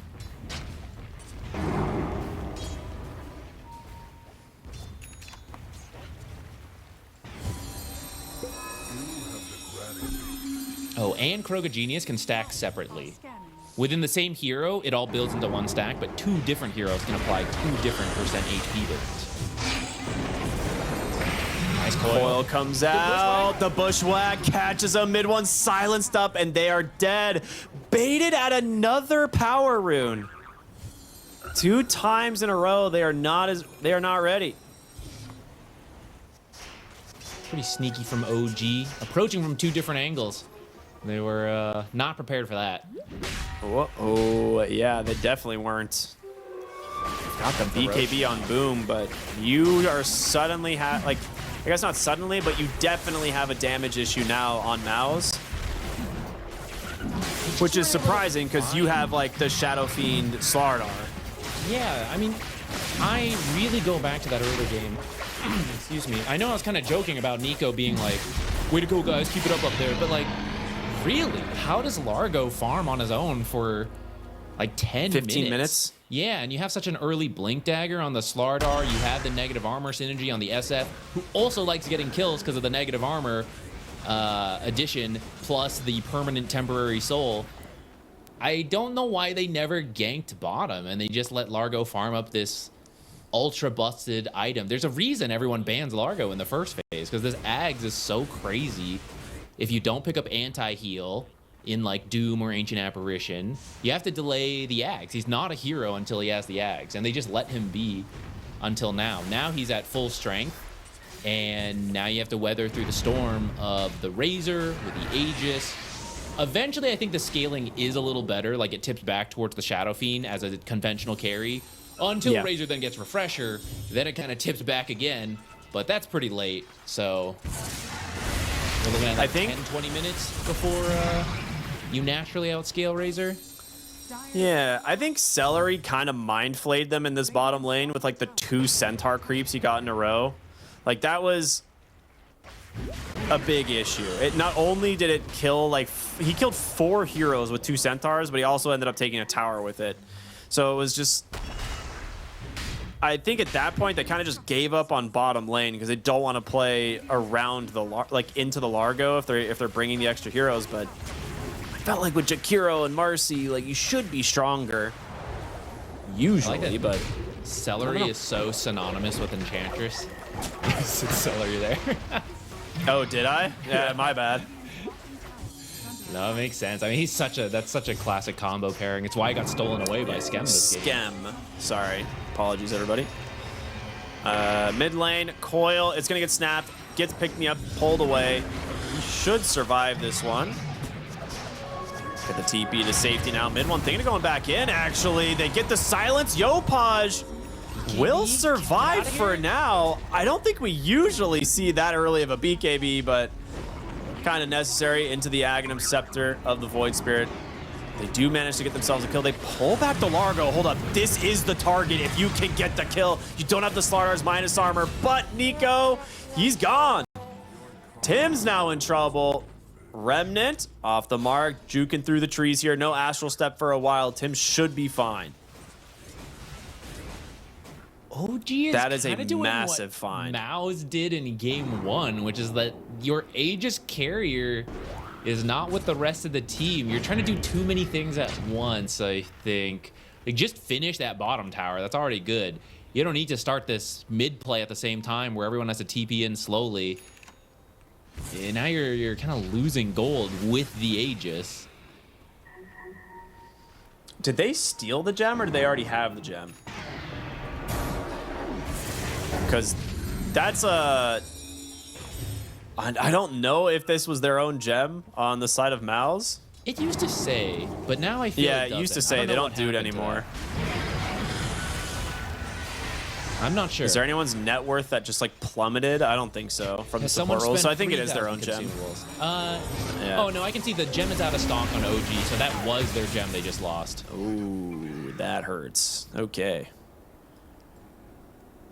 Especially as Shadow Fiend's got his Silver Edge. Sneaky Requiem could be huge. Looking at the Largo. Boom. Pretty strong with the damage from the Void Spirit, maybe, but nah. Correctly backs away. Does not want to risk it. OG was so close to such strong timings too. Like this BKB is really early on Puck, but it's really good this game. It makes sense. You line that up with this Aegis that's still going. You had BKB on Razor. Largo's getting to like Kaya-san. It's still a fairly strong timing. You've just lost the gem and things are weird. But maybe you find Crystal is here. He doesn't have his BKB yet. Nah, he gets very quickly brought down. A nice find from the side of OG. As Natsumi is going to come mid as well. So 20 seconds on the Aegis. You could try and take this mid tower.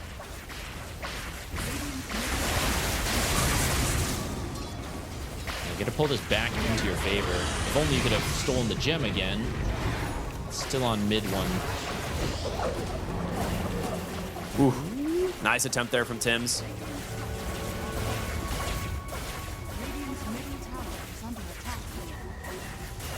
A little bit of a fortification here to try and slow things down, but without the Aegis, do they want to try and take the fight? I think OG feel pretty confident. Yeah, they'll just stick around, finish the tier 2. Last outer tower remains top, and I think they've actually done a decent chunk of damage to it. Not quite. It's about quarter down.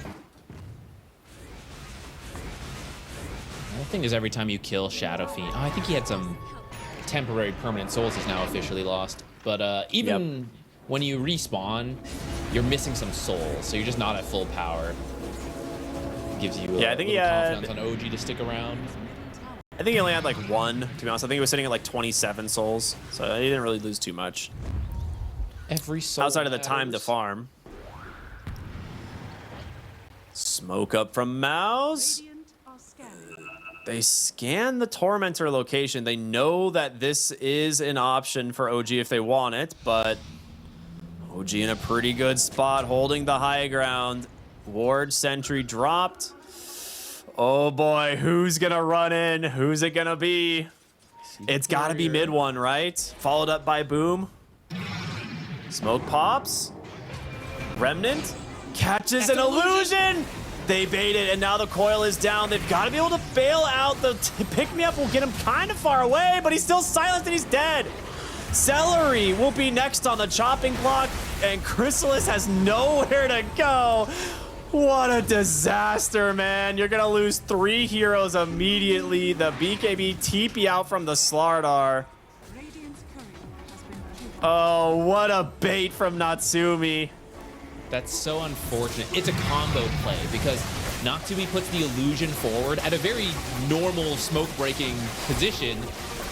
The way Void Spirit angled in, his smoke breaks on Puck, but he sees Puck's in the trees. He sees the illusion. He's like, oh, the illusion must have done it, right? It makes sense. Razor breaking the smoke at this angle. Jump him. Oh, that was such an unfortunate, like the perfect place for both of those things. Well, perfect for OG since they sweep that fight. They get the Tormentor now for, is it on Skem? Oh, yeah, he can bring a little bit more damage with the Sproink. All right, that's we have an Enchantress Ags.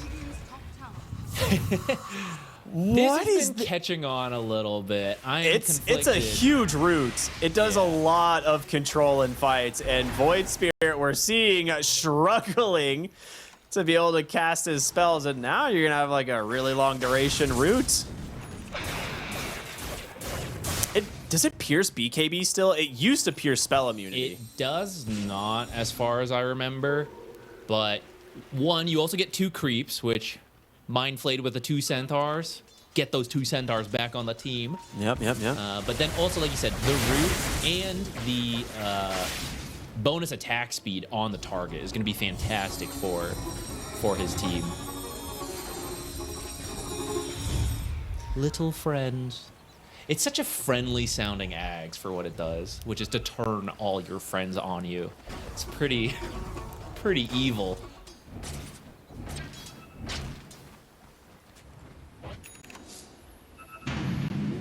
Besides the Enchantress Ags, by the way, Tims is working on a second item Scythe. So that'll also be pretty big. Yopaj gonna just use that gem to run down Yamach and amplify damage rune. No problem there. And the Ags is done on the Ench, right? It got delivered. Yeah. That thing's gonna be sick. Second Roshan is up. 13,000 gold advantage now for OG. Dire are scanning.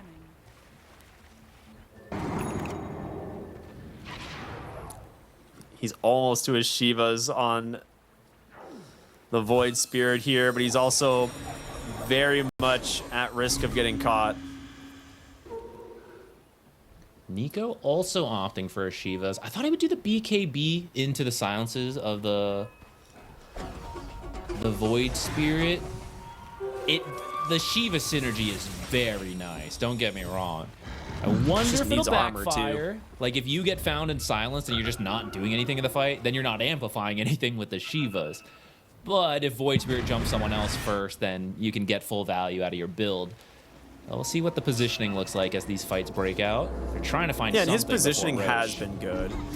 Oh god, we've seen this one before. Pops a Glimmer Cape. I don't know if you really get away from the puck. But a sharpshooter comes in from Tim's. They get the kill. They get the D ward. Yeah, you're right. I mean, I think he will go for BKB. I like the Shivas just to give him a lot of armor to try and, you know, survive this minus armor strategy. And the longer he's playing tunes, the more he gets armor, right? So it's going to make him very difficult to actually kill. Stacking that groove in aura. Yeah. Double gem on OG now.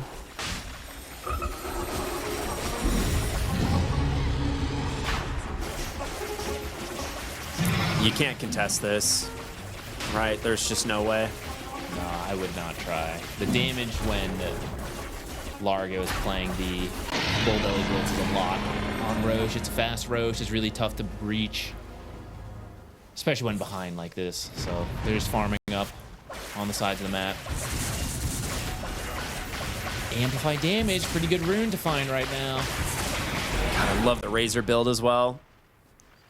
Mjolnir and AC, he's just gonna be pumping damage in these fights, going for a Blink Dagger next. Ooh. Does he have detection? Yep, absolutely. Tim's comes in with another sharpshooter. They did another recover the kill gem for OG. I don't remember if we said that from that they did, Tormentor fight, but they got the gem, and they're actually carrying both. So Yopaj has one, Skem has one. They're covering the most ground possible to remove enemy vision, but also find these Glimmer Capes, these Silver Edges. Natsumi with a blink reveal there, trying to find the Slardar. Doesn't quite get him, so ends up being a little bit of a whiff, but his team's still very much nearby, looking for an opening. Dire are scanning. Slip by to try to cut the waves. You definitely want to try to avoid fighting this Aegis, but there is a lot of time left on it, so you gotta cut waves, you gotta drag this one out. We mentioned the Shadow Fiend can outscale given time. This is kind of that peak window where Razor is still really strong compared to the Shadow Fiend, especially how the game has been going. I mean, just look at the auras this guy's got, right? It's a lot. He's gonna be very difficult to kill, and at any point you've got the Largo to start helping him out. Jump in, Yopaj gets the coil. Shadow Fiend has no BKB. He needs help to pick me up. We'll pull him to safety. Natsumi in kind of deep, but do they care? Boom, BKB barely survives. You've gotten the Razor in, but you can't kill him. You actually just can't kill him. He's back to full HP. You've spent your BKBs on the side of MOUZ. Now you did get coil. Banner down a little late. Only one creep left, and the next creep very far away since it was cut before Void Spirit joined this fight. Very close. They could still work on the racks a little bit. That ward sentry really aggressively placed, just giving them all of the information possible. Okay, there's the D ward. Roll back away. You still have 2 minutes on the Aegis. You just wait for some BKBs here on the Razor, and you can give it another shot. I think so.